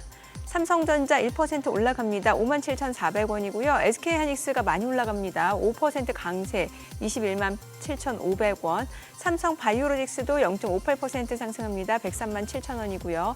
LG에너지솔루션도 1.4% 상승합니다. 28만 8,500원. KB금융도 1.2% 올라갑니다. 10만 1,200원. 현대차도 0.8% 상승합니다. 18만 5,900원이고요. 한화에어로스페이스는 떨어지네요. 82만 9천원. 삼성전자 우선주가 1.8% 올라가고요. HD현대중공업 1.6% 하락합니다. 41만 6천원. 셀트리온 0.3% 올라갑니다. 지금 보시다시피 그동안 좀 시장 상승을 주도했던 조선주, 방산주들 좀 쉬어가고 있는 상황이고 오히려 이제 반도체주 쪽에서 지금 매수세가 유비되면서 빠르게 시장 상승을 견인하고 있는 모습이고요. 코스닥 시가총액 상위 종목 시초가 보겠습니다. 알테오젠 오늘 많이 올라갑니다. 월요일도 6% 강세였거든요. 오늘도 지금 7% 넘게 올라갑니다. 지금 현재 37만 6,500원에 거래되고 있고요. 에코프로비엠도 오늘 4% 올라갑니다. 92,900원. HLB는 2.4% 떨어지고요. 에코프로 6.5% 상승 보여줍니다. 지금 44,750원. 사흘 만에 반등을 보여주고 있고요. 레인보로보틱스도 2.7% 올라갑니다. 지금 27만 6,500원이고요. 자, 그리고 휴젤은 1.4% 상승합니다. 34만 1,000원. 그리고 파마리서치 3% 강세 보여줍니다. 48만 9,500원. 리가캠바이오도 올라갑니다. 11만 5,200원. ABL바이오는 2% 약세로 7만 9,000원에 거래되고 있습니다. 오늘 시장에서 특징을 보여주고 있는 섹터 종목들 체크해 보겠습니다. 오늘 시장 개장한 지 이제 2분 좀 지난 상황에서 상승폭이 더욱더 확대가 되고 있는 상황인데 오늘 AI 관련주, 반도체 관련주, 전선 관련주 다 올라갑니다. 아무래도 AI 산업에 대해서 정부 투자가 조금 더 확대될 것이다라는 기대감에 이런 관련 섹터들이 강세를 보여주고 있는데 퓨리오사 AI, 온디바이스 AI, 반도체 쪽 다 좋습니다. 온디바이스 AI 쪽 볼게요. 지금 리노공업도 5% 강세고 어버브 반도체, 마음 AI 다 5%, 4% 강세고요. 지금 AD 테크놀로지도 4% 올라갑니다. 퀄리타스 반도체도 3% 강세고 가온칩스, 칩셋미디어, HPSP 다 올라갑니다. 오늘 반도체 쪽 그럼 다 좋아요. 오픈엣지 테크놀로지도 오르고요. 지금 대덕전자, 네페스아크 다 올라갑니다. 오늘은 AI 반도체 쪽 엮인 종목들은 지금 모두 강세라고 보시면 될 것 같고 또 지역 화폐 관련주들도 올라갑니다만 변동성이 굉장히 커요. 코나이 같은 경우 20% 넘게 급등을 하고 있는 상황이고 웹캐시도 10% 강세고요. 지금 유라클도 10% 이상 올라갑니다. 26,900원. 쿠콘, 갤럭시 머니트리 모두 9%에서 3% 강세를 보여주고 있습니다. 그리고 앞서 보셨다시피 2차전지 쪽 좋고 전선 쪽도 볼게요. 아무래도 이제 AI 산업이 이제 확대가 되다 보면은 전력 수요가 급증할 수밖에 없다 보니까 뒤따라오는 게 바로 전선 전력 관련주겠죠. G2 파워가 2.8% 올라갑니다. 9,010원이고요. LS 마린 솔루션 9.8% 올라갑니다. 2150원. 가온전선, 대한전선도 각각 2%, 3% 강세고요. LS도 5% 이상 올라갑니다. 16만 8천, 16만 9,200원에 거래되고 있습니다. LS 에코에너지도 2.3% 상승 보여주고 있고요. 재룡전기도 흐름 좋습니다. 자, 수급 상황 좀 체크해 보겠습니다. 오늘 유가증권 시장에서 외국인 순매수 보여줍니다. 지금 1,140억 원 매수 우위고요. 개인과 기관은 각각 714억 원, 427억 원 매도 우위입니다. 코스닥에서 외국인과 기관 동반 매수 우위 보여주고 있습니다. 113억 원, 104억 원 매수 우위, 개인은 221억 원 매도 우위를 나타내고 있습니다. 자, 환율 좀 체크해 볼게요. 달러 환율입니다. 정부장 마감 대비로 1원 90전 상승하면서 1,375원에 개장이 됐습니다. 와, 오늘 시장 흐름 좋습니다. 특히 뭐 대형주 반도체 쪽 흐름 좋고 지금 제약바이오 쪽도 흐름 좋네요. 네. 예, 그러네요. 그 대신 이제 조금의 어떤 순환매 성격은 있네요, 그죠? 그동안 그럼요, 예. 잘 달려왔던 조선 방산 쪽 좀 쉬어갑니다. 좀 쉬어가는 모습이고 예. 심지어 2차 전지까지도 이제 오늘 올라가요. 어느 정도 움직이는 양상. 예. 그러네요. 조선주가 전부 다 대체로 밀리는구나. 예. 앞서 저희 자사주 소각 얘기 좀 마저 더 들어야 될 것 같아요. 예, 그래서 결론적으로는 우리가 그러니까 미국 시장에서 배울 거는 네. 또 잘 배워서 우리나라에 적용을 해야 되지 않겠습니까? 네. 그런 측면에서 놓고 보면 미국 시장이 그러니까 장기 상승세의 가장 큰 원동력은 말씀드렸던 이제 소위 기술 혁신. 예. 그래서 빅테크라는 이름이 괜히 나온 게 아니잖아요. 그래서 빅테크 기업들이 15년간 전 세계를 누비게 했고 그들이 버는 돈의 상당 부분을 자사주 소각을 통해서 주주환을 해주고 이러다 보니까 주가는 더 많이 올라가고 이제 이 흐름의 선순환 구조를 만들어줬던 걸 우리가 봤기 때문에 이것 자체를 우리가 충분히 배워서 벤치마크해서 한국에 적용하면 되겠다. 이것이 일종의 이제 밸류업의 시작이죠. 또 더군다나 우리 옆 나라, 일본에서도 일정 부분 그것이 성공했던 사례를 우리가 봤기 때문에 그렇게 놓고 본다면 현재 이제 올해 이제 이번에 사실은 뭐 상법 개정을 통해서라도 이러한 것들을 우리나라에 이식할 수 있으면 제일 좋겠다. 그래서 차트가 아예 열려있네요. 여기까지 그냥 제가 설명을 드리겠습니다.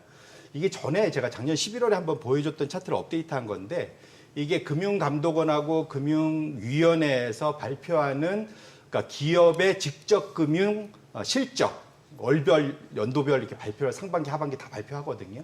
근데 여기에 보시면 우리나라는 미국과 달리 기업들이 주식을 시장에 열심히 공급을 했습니다. 줄이지는 못하고. 뭐 유상증자, 무상증자. 쪽액의 신규, 상장, 기업공개. 분할 상장, 예. 중복 상장 온갖 다 했잖아요. 예. 그래서 공급을 엄청나게 했기 때문에 제가 미국 같은 케이스로 주식 순공급 저 아래쪽에 계산을 해놨잖아요. 5년간 내리 한때는 뭐 26조, 27조까지도 순공급이 엄청 늘었었는데 작년에 시장은 안 좋았지만 워낙 그러니까 이제 두들겨 심지어 삼성전자까지 두들겨 맞기 시작을 하다 보니까 드디어 정신 좀 차리고 소위 자사주 소각을 본격적으로 늘렸습니다. 그래서 작년에 역대급으로 거의 14조 가까운 자사주 소각을 했고요. 그걸로 계산을 하다 보니까 처음으로 지금 마이너스 5.1조의 자사주 순공급이 마이너스로 나타났습니다. 결론적으로는 이러한 분위기가 이제 첫 술에 배 안 부른데 이것이 좀 지속될 수 있는 분위기만 만들어주고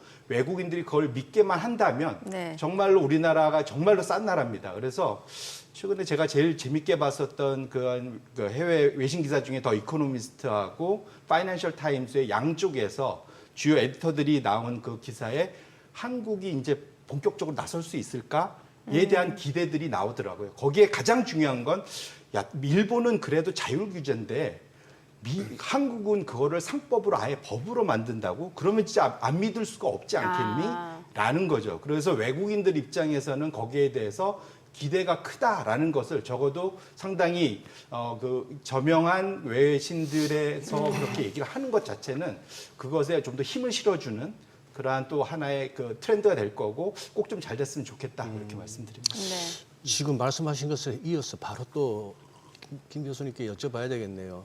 남은 시간이 짧아서 좀 그거 합니다만 이 상법 개정 재추진 이거는 이제 이재명 대통령이 그동안 공약 중에 거의 뭐 앞순위에 있었다 싶었는데 이거 작년에도 좀 어느 정도 얘기가 되다가 또 주춤했던 거고요. 상법 개정안이 국회를 통과는 했지만 거부권 행사로 예, 부산이 된 그랬죠. 거죠. 네. 그때 사실은 외국인 투자자들이 보였던 반응을 생각해 보시면 그러면 이해가 되실 거예요.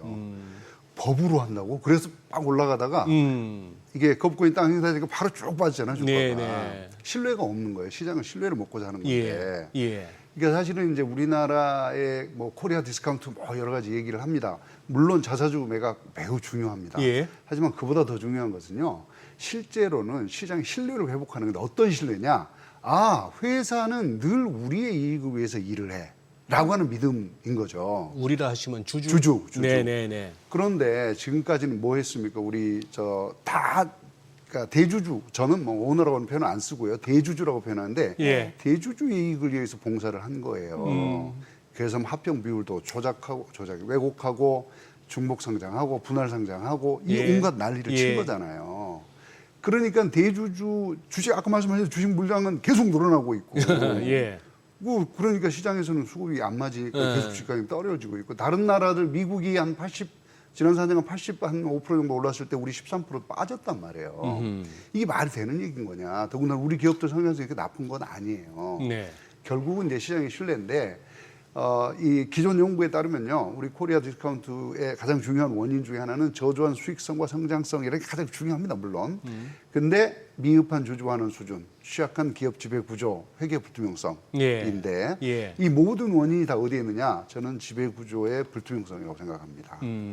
이거를 이사가 주주에게도 충실해라라고 하는 것을 상법에 하나 넣음으로써 이 문제들을 해결할 수 있다라고 보고 있는 것이고요. 지금 사실은 이제 지배주주를 중심으로 경영을 한다는 건 뭐냐면 말씀드린 이제 자사주도 매입을 해요. 네. 하는데 안 팝니다. 소각 안 합니다.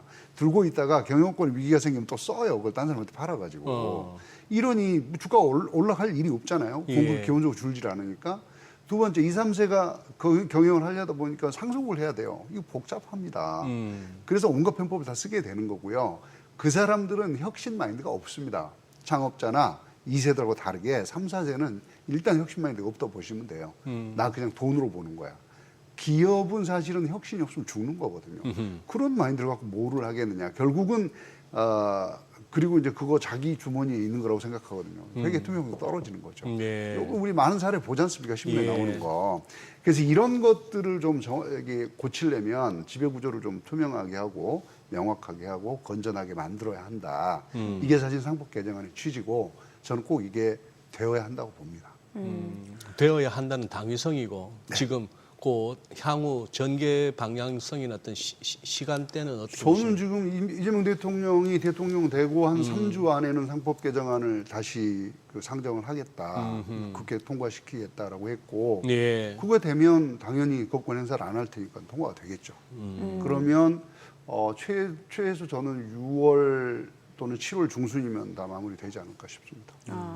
특히나 이제 주식 투자하시는 분들은 이것도 관심 있을 것 같은 게 상법 개정에 포함된 내용 중에 그 물적 분할 시에 주주의 권익을 보호하겠다. 그러니까 이게 그 자회사 상장할 때 모회사 주주들한테 신주를 먼저 배정한다는 거예요. 그거는요. 사실은 이게 본질적으로 예. 우리나라 재벌 체제의 문제인데 예. 우리 기업들이 지금 경제 5단체라고 하는 데들이 다 반대하잖아요. 상법 개정안. 네네. 이게 왜 그러냐 하면 자기네들이 기존에 가져왔던 기득권 인정해달라는 거거든요. 자, 미국을 보십시오. 구글이 밑에 몇 개 회사가 있을 것 같습니까? 한 200개쯤 있습니다. 예. 근데 하나밖에 없어요, 회사가. 상장돼 있는 알파벳으로 그냥. 알파벳이. 우리는 뭐예요? 다 지분이 20%, 30% 이렇게 돼 있는 건데 그 소유권 20%, 30% 갖고 100% 지배를 하는 거예요. 그러니까 소유권과 경영권, 지배권의 괴리가 어마어마하게 큰 겁니다. 네네. 이거를 지금 계속 인정해달라는 거거든요. 근데 우리도 지주회사 만들고 100% 자회사를 만들고 이것만 상장하세요.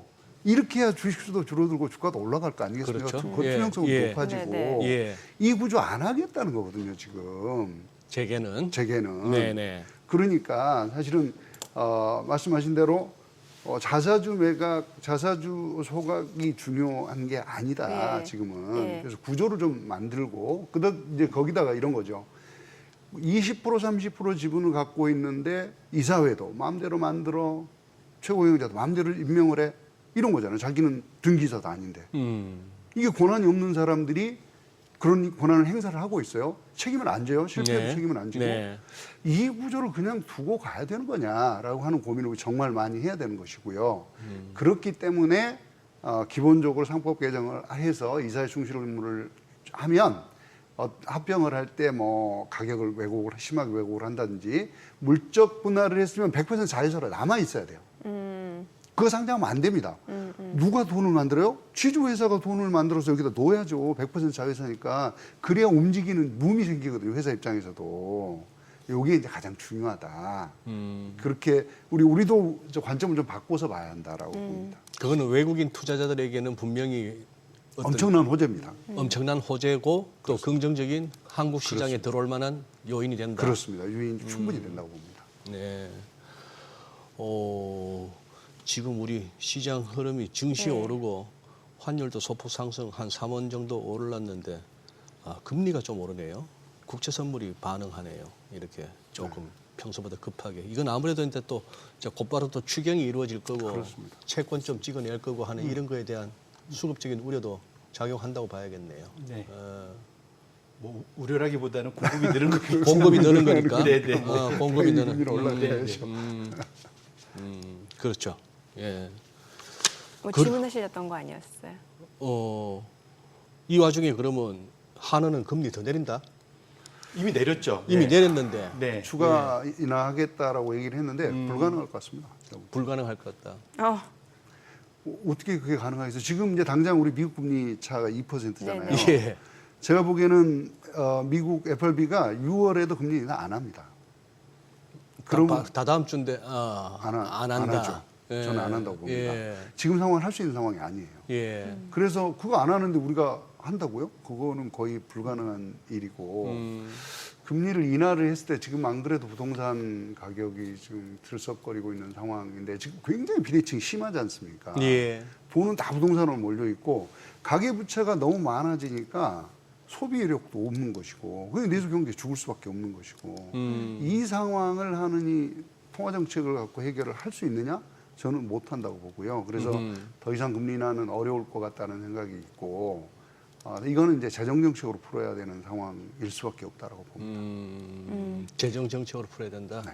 그러니까 뭐 추경을 더 하거나 아니면 무슨 투자를 좀 늘리는 국채를 발행해 투자를 더 늘리는 추경이 아닌 방식으로라도 뭔가 시장에 돈이 돌아가게 하는 방식을 재정정책을 통해서 해야죠. 금리 갖고는 어려우니까. 네. 아니 그래서 앞서서 이제 대표님 같은 경우는 이제 우리나라 상법 개정 요게도 진행이 된다라고 하면은 국내 증시의 투자 매력도가 훨씬 높아질 수 있다 이런 결론이셨던 것 같거든요. 맞습니다. 예. 예, 뭐 밸류업에 사실 그 기대가 당시에 상당히 네. 뜨거웠던 걸 기대하실 거고요. 그때 외국인들이 어떤 종목들을 샀는지를 한번 다 반추해 보시면은 또 해답이 더 나올 것 같아요. 예. 그래서 당시에 그때 보시면 현대차 그룹이나 그 다음에 은행주도 관련된 데들 상대적으로 그 사이에 그 소위 주주 환원의 우호적인, 네. 그러니까 친화적인 그런 회사들이 상법 개정에 이런 것들이 진행되면 더 열심히 하겠구나라는 생각들을 했었기 때문에 상당히 그 기대가 있을 것 같고요. 그래서 오늘도 보면 아마 주가 흐름 자체가 뭐 지난 연초 이후부터 뭐 지주사들도 늘긴 했지만 지금 오늘 보면 은행주나 이런 데도 상당히 또 핫해지고 있지 않습니까? 맞아요. 일반적으로는 우리나라 은행주들이 상대적으로는 되게 좀 저평가되어 있는 거는 많기 때문에 그런 거와 관련된 거, 그다음에 주주사들 중에서도 시장 친화적인 그러한 지주사들은 상대적으로 대표적으로는 메리츠 금융그룹이 그런 걸 또 보여줬죠. 네, 이미 보여줬기 때문에 그 회사는 사실은 다른 증권사에 비해서 상당히 높은 PBR을 받고 있습니다. 그래서 외국인들이 인정을 하고 있는 거고 결론적으로는 그런 것들이 아마 외국인들의 수급이 그쪽으로 쏠릴 확률이 높기 때문에 네. 투자자분들도 그런 것들을 유념하면서 투자 포트폴리오를 관리하시면 좋을 것 같습니다. 그러니까 앞으로 뭔가 좀 금융주라든지 반도체 이런 대형주 쪽으로 외국인의 수급이 쏠릴 수도 있다라는 거네요. 예, 그럴 수도 있고요. 네, 사실은 이제 일단은 저 PBR 종목들을 눈여겨 PBR. 보시되 이게 그러니까 강제든 스스로든 네. 변화할 수 있는 여력이 있고, 근데 대중요한 건 PBR만 낮다고 되는 게 아니라 이 회사가 돈을 버는 여력은 여전히 있어야 됩니다. 그러니까 그러니까 소위 기울어지는 회사가 그러니까 가세가 길어지고 있는데 PBR이 낮으면 그건 망해가는 회사거든요. 네. 그러니까 보니까 소위 그러니까 주주 환원 여력은 많은데 네. PBR이 낮은 건 이제까지 환원을 열심히 안 했다는 거죠. 그러니까. 예. 그것이 이제 될 수 있는 그러한 기업들 업종이 분명 그 스팟라이트를 받을 거다 이렇게 보셔야 될 것 같아요. 사실 이제 우리나라 PBR이 한 0.8쯤 되는 거잖아요. 주가 순자산 비율이. 그러니까 PBR은 기본적으로 구성이 두 개예요. PER, 퍼하고 네. 그다음에 곱하기 ROE란 말이에요. 예. 그러니까 퍼가 높다는 얘기는 이거는 이제 그 주가 수익 비율이니까 주가 수익 비율이 높다는 얘기는 성장성에 대한 기대가 강하다는 얘기고요. 네. ROE가 높다는 얘기는 돈을 잘 번다는 잘 얘기잖아요. 번다는 얘기고. 이 두 개를 곱했을 때 0.8이니까 예. 이 돈은 많이 벌었는데 성장성이 되게 약하다거나 아하. 그렇게 인식이 돼 있다 그러면 예. 이게 당연히 PBR이 낮겠죠. 예. 이 두 개가 다 높으면 PBR이 높아질 거고요. 예. 그러니까 사실은 PBR은 굉장히 중요한 지표인데 지금 우리 송 부장님 말씀하신 거는 그것만 보지 말고 이 두 개 쪼개서 봐라. 돈은 많은데 성장성이 낮다면 투자하지 마라. 아하. 이런 얘기를 하고 있는 거죠. 예. 예. 근데 사실 이거 되게 심각한 문제예요. 저는 이게 결국은 우리가 저 회사가 성장할 거냐라고 믿는 거는 회사에 대한 신뢰거든요. 저 회사는 네. 성장할 거야라는 예. 신뢰. 그것이 바로 아까 말씀드린 주주들의 신뢰를 얻어야 하는 것이고 그게 바로 이제 다시 상법 개정이나 다른 제도의 개정으로 가야 하는 가장 중요한 이유다 이렇게 봐야죠. 네. 그리고 지금 이 부분은 어떻게 풀어나가야 되겠습니까? 뭐 미국이 중국에다 요구하는 것도 그저 뭐 공급 과잉 상태가 계속되면서 어떻게든 덤핑해서 팔아먹으려고 하지 말고 너희들 내수를 키워라 이런 요구인데 우리는 뭐 미국의 요구도 요구지만 일단은 우리 실물 경제 특히 밑바닥 경제가 경기가 너무 안 좋지 않습니까? 이거 어떻게 내수 살릴 방법이 있을까요? 새 정부에서. 뭐 지금 있는 방법은 네. 단기적으로는 유일하게 이제 추경이 될 추경. 거고요. 네. 추경을 한 30조, 35조 지금 뭐 어쨌거나 국민의힘 쪽에서 30조를 얘기를 했었고 네. 민주당은 35조를 얘기를 하고 있는데 지난번에 한 14조, 13조인가요? 13조를 했기 때문에 아마도 한 6, 7조, 20조 정도 룸이 좀 있다라고 보면 이거를 갖고 지금 현재 가장 무너져가고 있는 영역이 이제 소상공인 자영업자 네, 영역이거든요. 그래서 여기를 지원을 할 때 그들에게 직접 지원할 것이냐 그렇지 않으면 지역화폐나 뭐 전국민 지원금으로 해서 실질적으로 수요를 좀 진작시키는 방법으로 갈 거냐는 고민들을 좀 더 해봐야 될 것 같고요. 그다음에 지금 우리가 중국하고 비교해서 기술 경쟁력이 급격하게 떨어지고 있습니다. 그래서 R&D 영역에 좀 돈을 대폭 투자를 좀 해야 될 필요가 있고요. 네. 그리고 남으면 이제 사실은 그 중소기업들, 수출 중소기업들이 예. 있거든요. 지금 되게 어렵습니다. 예. 여기 지원하는 방식으로 이렇게 좀 순서를 두고 가능하면 강하고 빠르게 추경을 집행하는 것이 중요하겠다. 그런 생각입니다. 네. 자, 오늘 여기까지 듣겠습니다. 두 분 말씀 잘 들었습니다. 감사합니다. 예, 감사합니다. 고맙습니다. 네, 오늘 들으신 내용과 관련해서 더 다양한 정보 원하시는 분들은 카카오톡 채널에서 머니를 검색하셔서 친구 추가하시기 바랍니다.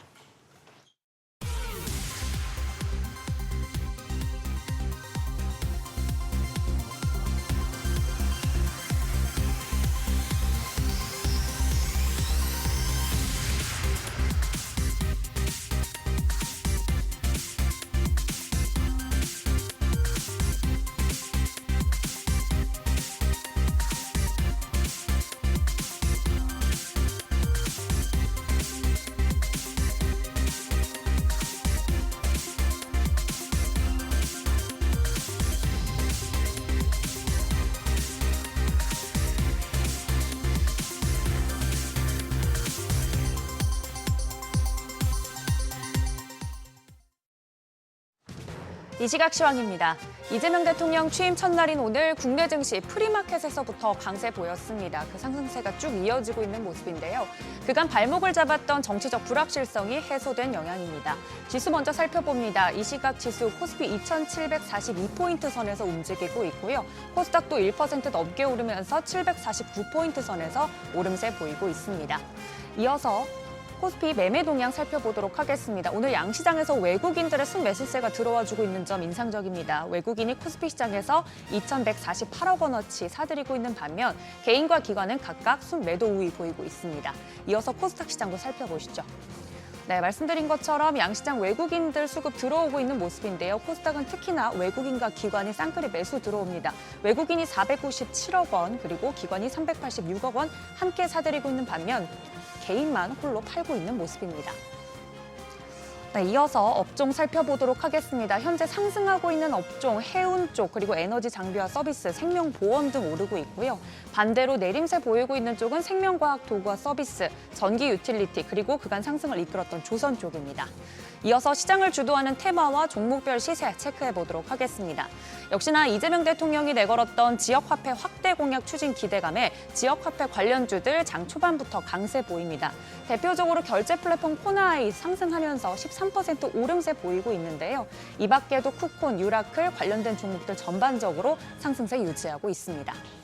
이어서 AI 관련 공약과 발언들도 화제였죠. AI 산업 확대에 필수적인 전력 인프라 관련해서 전선 관련주 오름세 보이고 있습니다.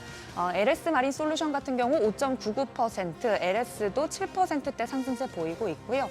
이어서 대한전선과 대원전선도 각각 2%와 1%대 상승세 보이고 있습니다.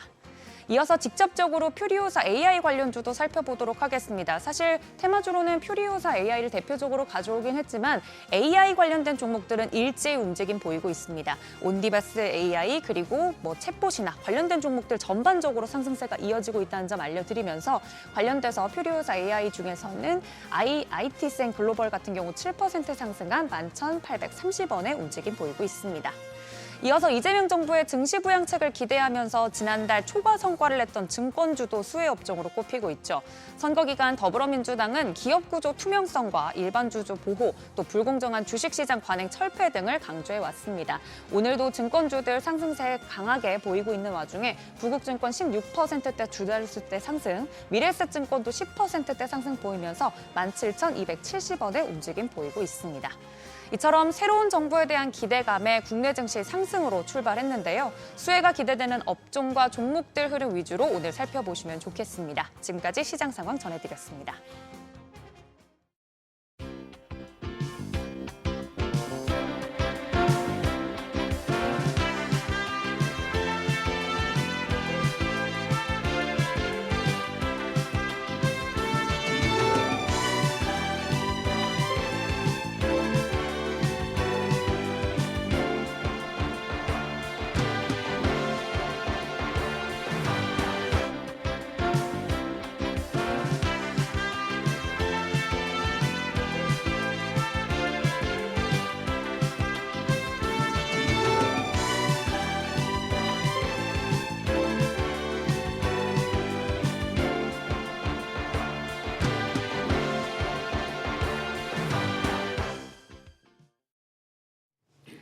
이제 21대 대통령 선거가 끝나고 이제 오늘 오전 6시 21분부터 이재명 대통령의 임기가 시작됐습니다. 대선 후보들의 공약에 따라서 업종별 희비가 엇갈리던 국내 증시 앞으로도 준비를 해야겠죠. 어떤 전략이 필요할지 알아보겠습니다. 네, 나도 투자자문 이재규 본부장 모셨습니다. 어서 오세요. 안녕하세요. 네.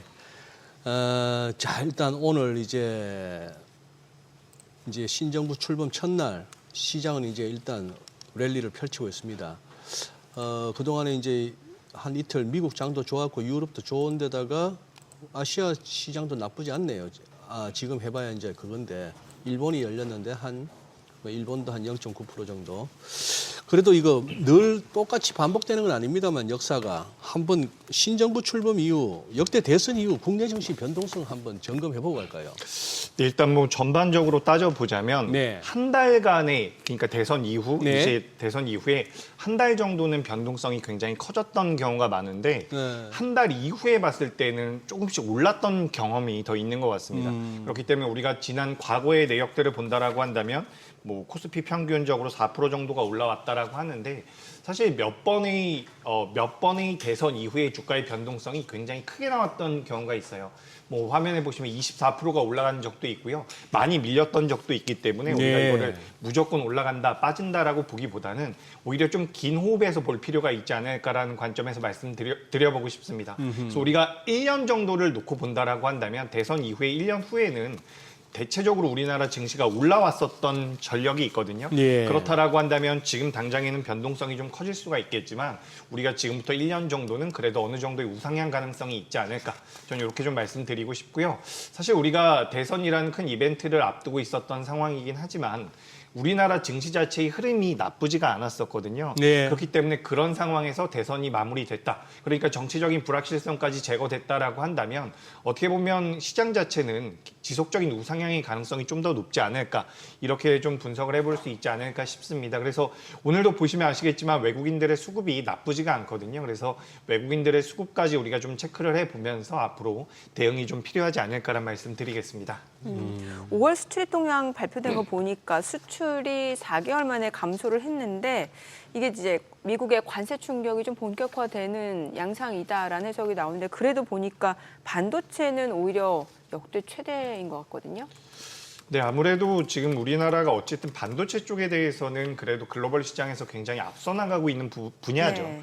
그렇기 때문에 우리나라 쪽에 대해서 투자를 한다라고 한다면 반도체 쪽에 대해서는 저는 계속해서 긍정적인 말씀을 좀 드리고 싶고요. 뭐 관세의 충격은 분명히 있을 것이다라고 보고 있습니다. 하지만 뭐 제가 지난 시간에도 말씀드렸는지 모르겠지만 지금 이제 우리나라 반도체 쪽에 대한 우려 사항이 뭐냐면 지금 이제 관세에 대한 리스크가 처음 부각되고 나서 선 주문 물량이 많았을 것이고 그렇기 때문에 올해 하반기가 되면 주문 물량 자체가 좀 줄어들 가능성이 높다. 뭐 이런 분석들도 좀 있거든요. 근데 우리가 생각을 해보면 주가의 흐름이라는 것은 업황 대비해서 어느 정도 선행돼서 반영이 되고 있는 부분들이 있기 때문에 어떻게 보면 하이닉스가 올해 3월 달부터 조정을 좀 받았었던 부분들이 하반기 둔화 가능성에 대한 선제적인 주가의 반응이 아니었을까라고 저는 생각을 하고 있습니다. 그런 관점에서 본다라고 한다면 올해 말에는 업황 자체가 살짝 둔화될 가능성도 있겠지만 이 AI 쪽에 대한 모멘텀들이 계속해서 붙어주면서 캐펙스 투자가 지속이 될 경우에 2026년도 같은 경우는 오히려 업황 자체가 다시 좋아질 가능성이 높거든요. 그렇다라고 한다면 6개월 정도 선행되고 있는 습성을 우리가 고려해 봤을 때 지금부터는 반도체 쪽이 다시 한번 올라올 가능성이 높다라고 우리가 판단할 필요가 있다라고 말씀드리고 싶어요. 실질적으로 뭐 디램 가격도 계속해서 올라오고 있는 부분이고요. 뭐 새벽에 마감된 미증시 같은 경우도 엔비디아가 다시 한번 시가총액 1위 자리를 탈환하는 모습이 나왔거든요. 그런 부분들을 우리가 고려해 본다라고 한다면 반도체 업황 같은 경우는 굉장히 긍정적인 모멘텀을 만들어가지 않을까라고 생각이 되고 있습니다. 그래서 우리가 지금 시장의 흐름을 놓고 본다면 제가 생각했던 것보다는 정책적인 모멘텀이나 이런 선거에 대한 모멘텀들로 움직였었던 기업들이 여전히 좀 강세를 보이고 있어요. 그렇기 때문에 이 부분들 같은 경우 우리가 추가적으로 좀 체크를 해볼 필요가 있지만 그동안 시장을 어느 정도 이끌어왔었던 종목군들에서는 일부 차익 물량도 나오고 있다라고 저는 판단이 되고 있거든요. 예를 들어가지고 조선주 같은 경우도 조금씩 조정을 받고 있고 지난 월요일 같은 경우도 금융주들이 오랜만에 조금씩 조정을 받는 모습들이 나왔는데 이렇게 된다라고 한다. 오늘은 다시 한번 올라와 주고 있지만 어쨌든 시장 흐름 자체가 반도체 쪽으로도 다시 한번 자금이 들어올 만한 흐름이 만들어지고 있다라고 저는 보고 있습니다. 그렇기 때문에 저는 반도체 같은 경우는 2025년도 연말까지 놓고 봤을 때 그래도 뭐 포트의 한 종목 정도는 보유해 볼 만한 가치가 있지 않을까. 저는 이렇게 생각을 하고 있기 때문에 반도체 쪽에 대해서는 긍정적인 말씀 드리겠습니다. 그래요. 예. 지금 반도체뿐만 아니라 2차 전지가 이렇게 제법 움직이는데 그 부분은 어떻게 보세요? 네, 일단 2차 전지 같은 경우도 제가 이런 말씀을 좀 드리고 싶어요. 기술적인 반등은 더 나올 가능성이 있습니다. 현재가 대비해서 뭐 5%에서 10% 정도 더 나올 가능성이 있다라고 보고 있는데 우리가 현재 시점에서 내년까지 좋아질 것이다라는 관점으로 접근하기에는 리스크가 좀 있지 않을까 싶어요. 그러니까 오늘 대선이 끝나고 나서 지금 이제 이재명 대통령이 2차 전지 쪽에 대해서는 긍정적인 코멘트를 했었던 경우가 있거든요. 그래서 그런 부분들도 어느 정도 영향을 주고 있는 것 같은데 가장 중요한 것은 우리가 대선이란 이벤트가 끝났다라고 해서 주가가 올라간다라는 것은 전 좀 무리가 있다라고 보고 있거든요.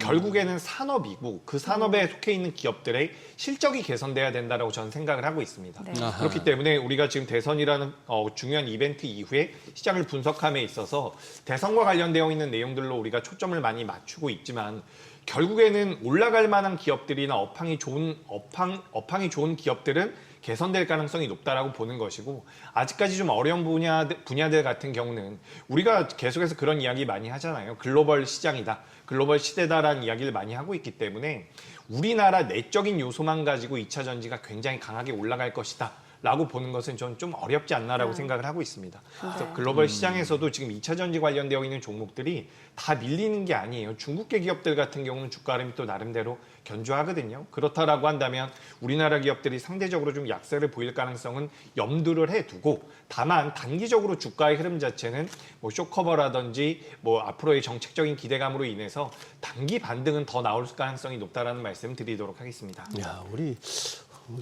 이재기 본부장도 참 냉정하셔. 이렇게 보면은 당장 듣기 좋은 얘기보다는 그냥 끝까지 본인이 그걸 말씀하시네. 뷰를. 그럼요. 그러니까. 네. 예. 저희 의견 있는 경제 채널이잖아요. 아, 전 철강 섹터 궁금해요. 아닌 게 아니라 네. 오늘부터 발효된다는 거 아닙니까? 우리 시간으로 1시 1분, 오후 어? 1시 1분. 그게 이제 미국 동부 시간으로 밤 자정 12시. 아, 그러니까. 네. 예. 네. 지금 뭐 혹시나 싶어서 현대제철 살펴보니까 근데 그냥 그렇게 큰 움직임이 마이너스 없어요. 0.2% 안팎? 오히려 뭐 동국홀딩스나 KG스틸은 또 올라가고. 그래요? 예. 그러니까. 네, 그래서 제가 좀 찾아봤더니 네. 지난 거래일에 이제 우리나라 시장에서 많이 밀렸었던 철강주들이 대체적으로 이제 미국 쪽에 대한 수출 물량이 많은 기업들이더라고요. 그래서 세아제강이 가장 많이 밀렸었는데 세아제강 같은 경우는 전체 매출에서 30% 정도가 미국향 수출이라고 이야기가 되더라고요. 예. 그래서 그런 부분들로 인해 가지고 철강주들이 조정을 어느 정도 받았다라고 보시면 좋을 것 같은데, 지금 미국이 유럽 같은 경우도 이 철강에 대한 관세를 부과할 경우에 많은 피해를 봤거든요. 예. 유럽 같은 경우도 보복 관세를 하겠다라는 이야기들이 나오고 있어요. 그렇다라고 한다면 우리나라 기업들이 미국에 수출하고 있는 물량에 대한 피해도 있겠지만 유럽 쪽에 대한 리스크도 더 크다라고 저는 보고 있습니다. 그러니까 지금 유럽 쪽 같은 경우도 쿼터제를 진행을 하고 있는데, 유럽도 이제 우리도 쿼터제를 진행하겠다라고 한다면 실제로 우리나라에서 철강 쪽 분야에서 해외로 수출하는 물량이 미국보다 유럽이 더 많거든요. 그래요? 근데 미국과 유럽이 이렇게 경쟁을 함으로써 유럽이 또 문을 닫아버리면 우리나라 같은 경우는 미국에 대한 피해도 받을 수가 있고 유럽 쪽에 대한 피해도 받을 수가 있습니다. 하지만 이건 산술적인 부분이고 실제로 이런 식으로 관세를 크게 부과한다라고 한다면 미국 내 기업들이 피해를 받을 가능성이 굉장히 높아요. 네. 그렇기 때문에 이 관세가 지속될지 여부, 이 관세에 대한 지속성 여부는 우리가 좀 체크를 해볼 필요가 있지 않을까.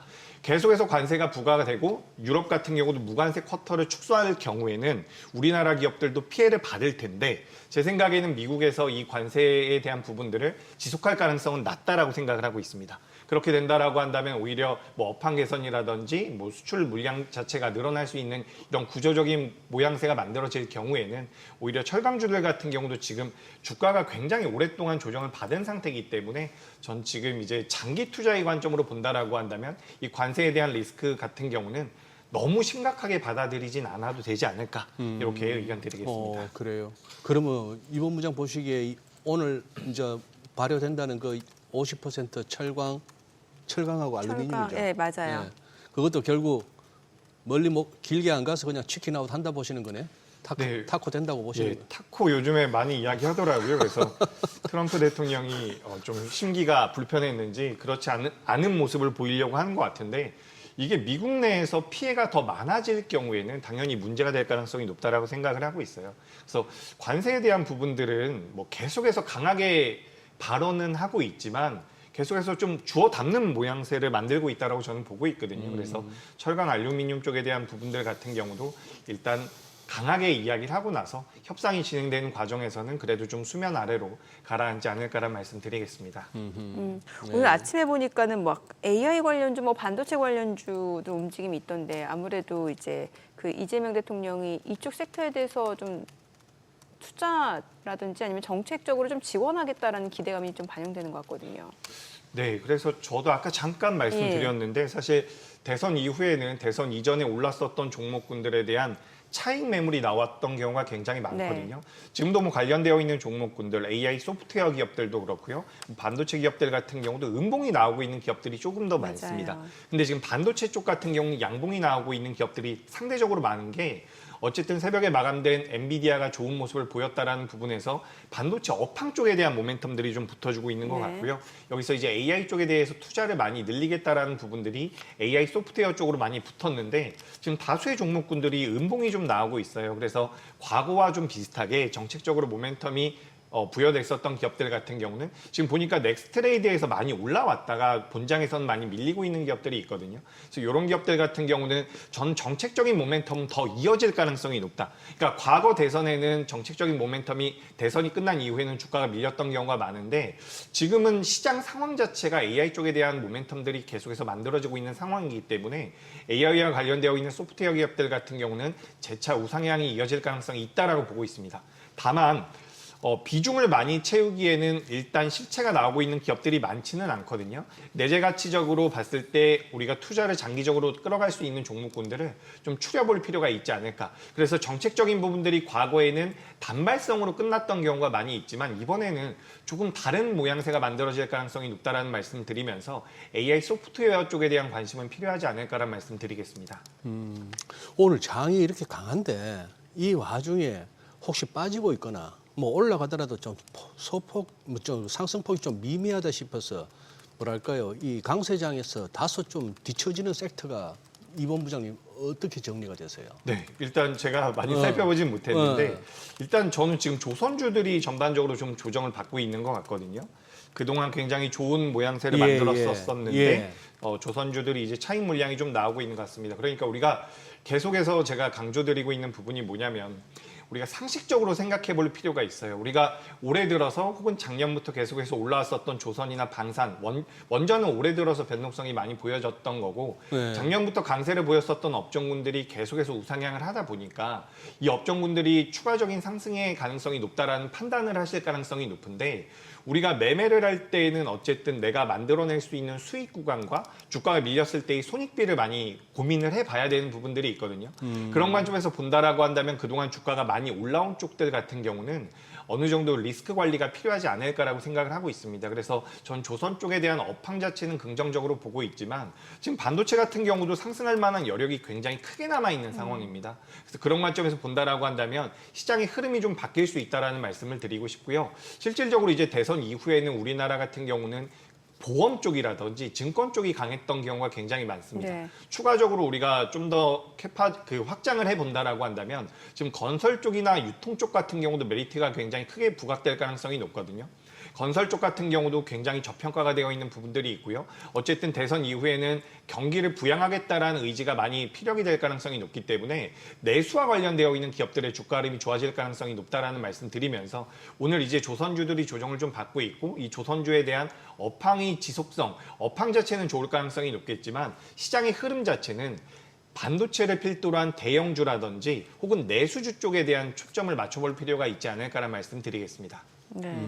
그 외국인들이 좋아하는 대표적인 종목 중 하나가 보니까 두산 에너빌리티. 예. 예, 오늘도 지금 사고 있는 상황이고 뭐 사실 차트만 놓고 봤을 때는 좀 아찔하긴 아니네요. 그 이전에 또 뭐 어때요? 두산 에너빌리티 원전주.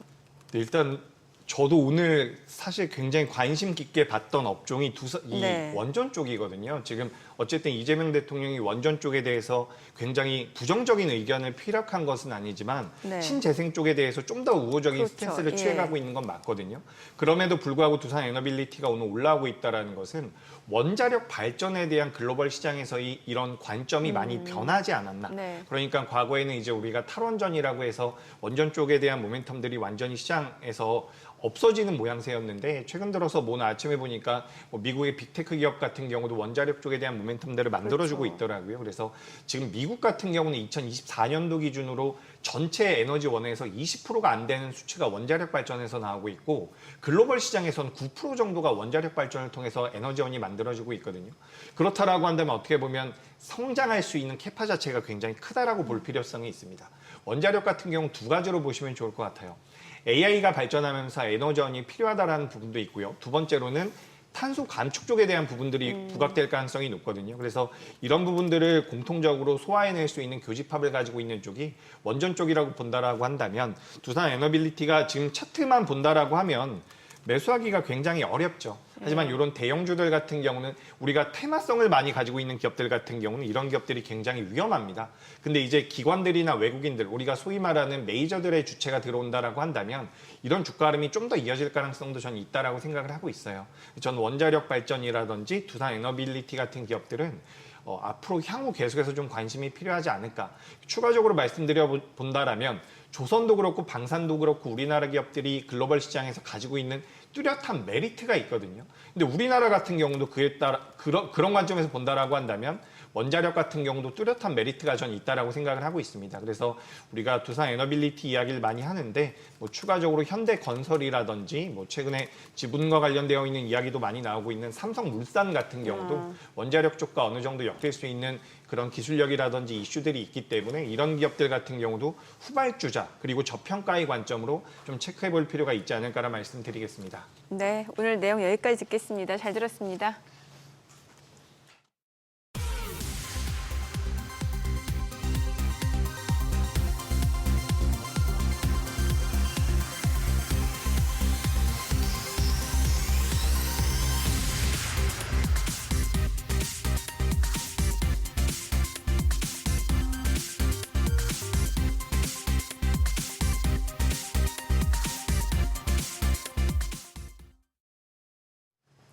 네, 오늘은 외국인이 끌어올리는 장입니다. 확실히 좀 코스피가 50포인트 넘게 급등하면서 2,750선까지 올라섰는데 이 가운데 개인 투자자는 파네요.